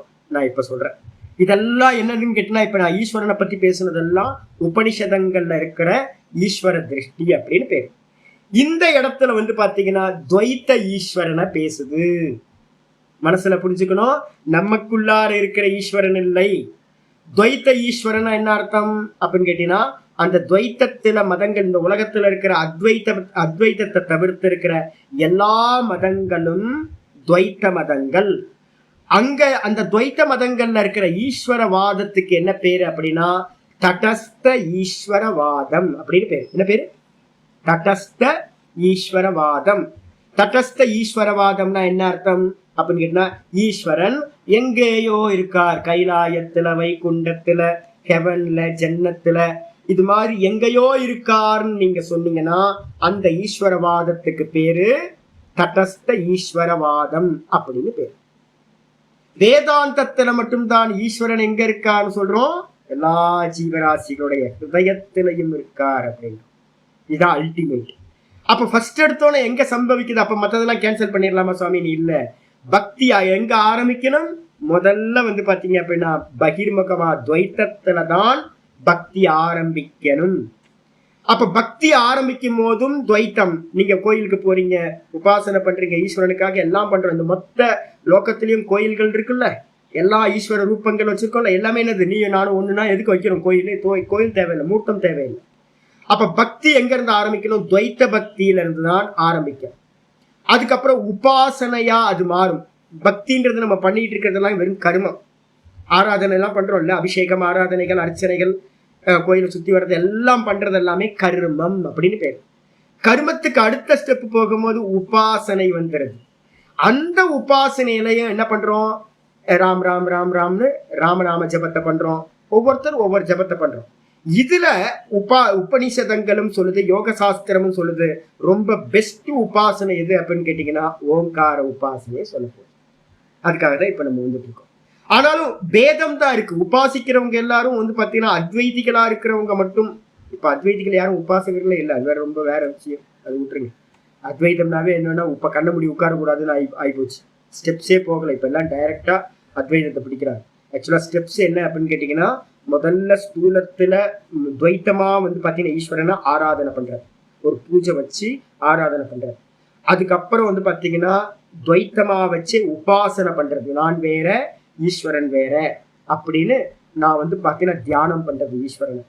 அதுக்கப்புறம் தான் வேதாந்தம் வரும்போதுதான் பாத்தீங்கன்னா அனன்ய பக்தி அப்படின்றது கான்செப்ட் எங்க வருது? வேதாந்த ஞானம் வந்ததுக்கு பிறகு அந்த பக்தி, கர்மமும் பக்தியும் என்ன ஆயிடுது? அனன்ய பக்தியா பரிணமிக்குது. அந்த அனன்ய பக்தி தான் பாத்தீங்கன்னா என்ன ஆயிடுது? உங்களுக்கு மோட்சத்தை கொடுக்கறதா ஆயிடுது. இது ஸ்டெப்ஸ். அப்ப அதனால பாத்தீங்கன்னா இந்த இடத்துல என்ன பக்தி அப்படின்னு கேட்டீங்கன்னா, இந்த இடத்துல துவைத்த பக்தி தான் நம்ம சொல்றோம். அப்ப ஈஸ்வரன் பாத்தீங்கன்னா யார்கிட்ட வேணாலும் கேளுங்க, ரெண்டு ஈஸ்வரன் இருந்தா என்ன ஆகும்? சிவன் வேற விஷ்ணு வேற இருந்தா என்ன ஆகும்? யாரோ ஒருத்தர் தான் ஈஸ்வரனா இருக்க முடியும், இன்னொருத்தரோட ஈஸ்வரத்தன்மை காலி ஆயிடும். அல்லாவோ இல்ல இவரா இருந்தோம், அல்லாவோ இல்ல பாத்தீங்கன்னா ஜீசஸோ, யாரோ ஒருத்தர் தான் இருக்க முடியும். அதே மாதிரி எந்த தேவதையா இருக்கணும், ஈஸ்வரன்றதுக்கு கான்செப்ட் என்னது? ஈஸ்வரன்றது கான்செப்ட் என்னன்னு கேட்டீங்கன்னா, அவருக்கு ஈக்குவலாவோ இல்ல அவருக்கு அதிகமாகவோ ஐஸ்வர்யம் இருக்கக்கூடாது. அப்படி ஈக்குவலா இல்லாம அதிகமா இல்லாமல் எவர் இருக்காரோ அவர் தான் ஈஸ்வரன். அப்ப ஈஸ்வரன் எத்தனையா இருக்க முடியும்? ஈஸ்வரன் ஒருத்தரா தான் இருக்க முடியும். அதுக்கு நீங்க என்ன பேர் வேணா படிச்சுங்க. இதெல்லாம் இப்ப நம்ம சண்டை போட்டுக்கிட்டு இருக்கிறது எல்லாமே அந்த தெரியாததல்ல, சூக்ஷ்ம தத்துவத்தை படிதான். கண்ணுக்கு தெரியாத அவ்யாக்கிருத்தம் நம்ம சொல்றோமே, மாயோட சேர்ந்து இருக்கிறது, அது விவகாரத்துல இல்லை. அது எங்க இருக்கு? சிருஷ்டிக்கு முன்னாடி, சிருஷ்டிக்கு பின்னாடி. இப்ப சிருஷ்டிக்கு முன்னாடி, இப்ப சிருஷ்டியில எதெல்லாம் இருக்கு? எங்க சண்டை போட்டுக்கிறோம் அப்படின்னு ஸ்தூலத்துல சண்டை இருக்குவா? ஸ்தூலத்துல சண்டையே வராது. ஏன்னா ஸ்தூலத்துல இருக்கிறதெல்லாம் நம்ம பிரத்யட்சமா பாக்குறோம். அப்ப ஸ்தூலத்துல பாக்குறதுல பாத்தீங்கன்னா நம்ம சண்டையே போட்டுக்க மாட்டோம். இது பெருசு அது பெருசுன்னு யாரும் சண்டை போட்டுக்கவே மாட்டோம். இப்ப நம்ம சண்டை போட்டுக்கிறது எல்லாம் எங்கன்னு கேட்டீங்கன்னா, கண்ணுக்கு தெரியாத சூக்ஷ்மமா இருக்காருல்ல, யார் சூக்ஷ்மமா இருக்கிறவருக்கு என்ன பேரு? ஹிரண்ய கர்ப்பர்னு பேரு. அந்த ஹிரண்ய கர்ப்பருக்கு மேலதான் அல்லா, ஜீசஸ், ராமா, கோவிந்தா, எல்லா சிவா, எல்லா உருவங்களும் கண்ணுக்கு தெரியாத அந்த ஹிரண்ய கர்ப்ப ரூபத்துல தான் கல்பித்தம். ஹிரண்ய கர்ப்பரை தான் நம்ம அநேக உருவங்கள் கொடுத்து இங்க உபாசனை நடந்துகிட்டு இருக்கு. ஈஸ்வரன் மூல காரணமா இருக்கிற ஈஸ்வரன் எதுலயும் சம்பந்தம் இல்லாதவரா இருக்கார். மொத்த ஐஸ்வர்யமும் அவர் அந்தர்யாமியா இருந்துகிட்டு அவர் தான் எல்லாத்தையும் கமெண்ட் பண்றார். உள்ள இருந்துட்டு அல்லான்னு சொல்லுன்னு அவர் தான் சொல்றார், ஜீசஸ்ன்னு சொல்லுன்னு அவர் தான் சொல்றார், சிவா சிவான்னு சொல்றதும் அவர் தான், ஓம் நமோ பகவதே வாசுதேவாய சொல்றதும் அவர் தான். ஆனா அவர் கண்ணுக்கு தெரியாதவரா இருக்கார் அப்படின்னு ஈஸ்வரன் ஒருத்தர் அப்படின்னு நிர்ணயம் பண்ணியாச்சு. இதுக்கப்புறம் அடுத்த சூத்திரத்தை நம்ம நாளைக்கு பார்ப்போம், முக்கியமான சூத்திரம். அப்ப நமக்கு எதுக்கு சுவாமி இதெல்லாம் இவ்வளவு தேவையா அப்படின்னு கேட்டீங்கன்னா, ஈஸ்வர உபாசனை பண்ணணும், குத்து மதிப்பா பண்ண என்ன ஆகும்? ஸ்ரத்தா வருமா? சமாதி சித்திக்கணும். சமாதி சித்திக்கிறதுக்கு முக்கியமான இது என்னது? ஸ்ரத்தா, வீரிய, ஸ்மிருதி, பிரஜா, பூர்வ, கைத்தரேஷாம் இருக்கா. முதல்ல வச்சிருக்கிறது என்ன வச்சிருக்கு? ஸ்ரத்தா. ஸ்ரத்தான்றதுக்கு அர்த்தம் நம்பிக்கையா இல்ல திருட விசுவாசமா? திருட விசுவாசம். நம்பிக்கை நம்மகிட்ட இருக்கிறது என்னது? ஒரு குத்து மதிப்பா ரோட்ல போனீங்கன்னா ஒரு அம்மா வந்துச்சு, நேற்று பார்த்தா ஒரு அம்மா கோயில்ல வேலை பார்க்குது, பெரிய கோயில்ல. ஃபர்ஸ்ட் நாள் பார்த்தோன்னே என்கிட்ட நமஸ்காரம் பண்ணிச்சு. நான் எப்போ போல தட்சணை கொடுக்குற மாதிரி கொடுத்தேன் அந்த அம்மாவுக்கு. கொடுத்தோன்னே பார்த்தா, நான் சுவாமி நான் கோயிலில் வேலை பார்க்குறேன். நான் சொன்னேன், கோயிலில் வேலை பார்க்குறீங்க என்று நெத்தியில ஒரு விபூதி இல்லையாம்மா அப்படின்னு. எனக்கு ஈஸ்வர நம்பிக்கையெல்லாம் இல்லை சாமி அப்படின்னு. அடப்பா, கோயில்ல அருணாச்சலர் கோயில்ல ஒர்க் பண்ணிக்கிட்டு அவர்கிட்டயே சேலரியும் வாங்கிக்கிட்டு பகவானோட எல்லா விஷயத்தையும் அந்த அம்மாவுக்கு நான் அண்ணாமலையார் இருக்கிறத வச்சுதான் நானே தட்சணையா கொடுக்குறேன். கோயிலுக்கு முன்னாடி கோபுரத்துக்கு முன்னாடி நினைச்சுதான் ஈஸ்வரனை வச்சுதான் தட்சணையா கொடுக்குறேன். அதுக்கு பிராப்தி ஆகிட்டு இருக்கிறது எல்லாமே ஈஸ்வர நாமத்தை வச்சுதான் கிடைச்சிக்கிட்டு இருக்கு. ஆனா அந்த அம்மா பிளைனா சொல்லுது என்னன்னு கேட்டீங்கன்னா, ஈஸ்வரன் மேல எனக்கு நம்பிக்கை இல்லை சாமி, எனக்கு ஏண்டா கொடுத்தோம் பணத்தை கொடுத்தோன்னு ஆயிப்போச்சு. ஈஸ்வரன் மேலேயே நம்பிக்கை இல்லாம கோயில்ல வந்து வேலை பார்த்துட்டு இருக்கிறது. அப்புறம் நேற்று பார்க்கும்போது அந்த அம்மா கொஞ்சம் நல்லா ஒரு விபூதி போட்டு வச்சு நான் சொல்லிட்டு அடுத்த முறை உங்களை பார்க்கும்போது நீங்க விபூதி போட்டு தான் வரணும். பகவான் தான் கொடுக்குறார், பகவான் தான் கொடுக்குறார், நான் கொடுக்கல, பகவான் தான் என் ரூபத்துல இருந்து கொடுக்குறார்.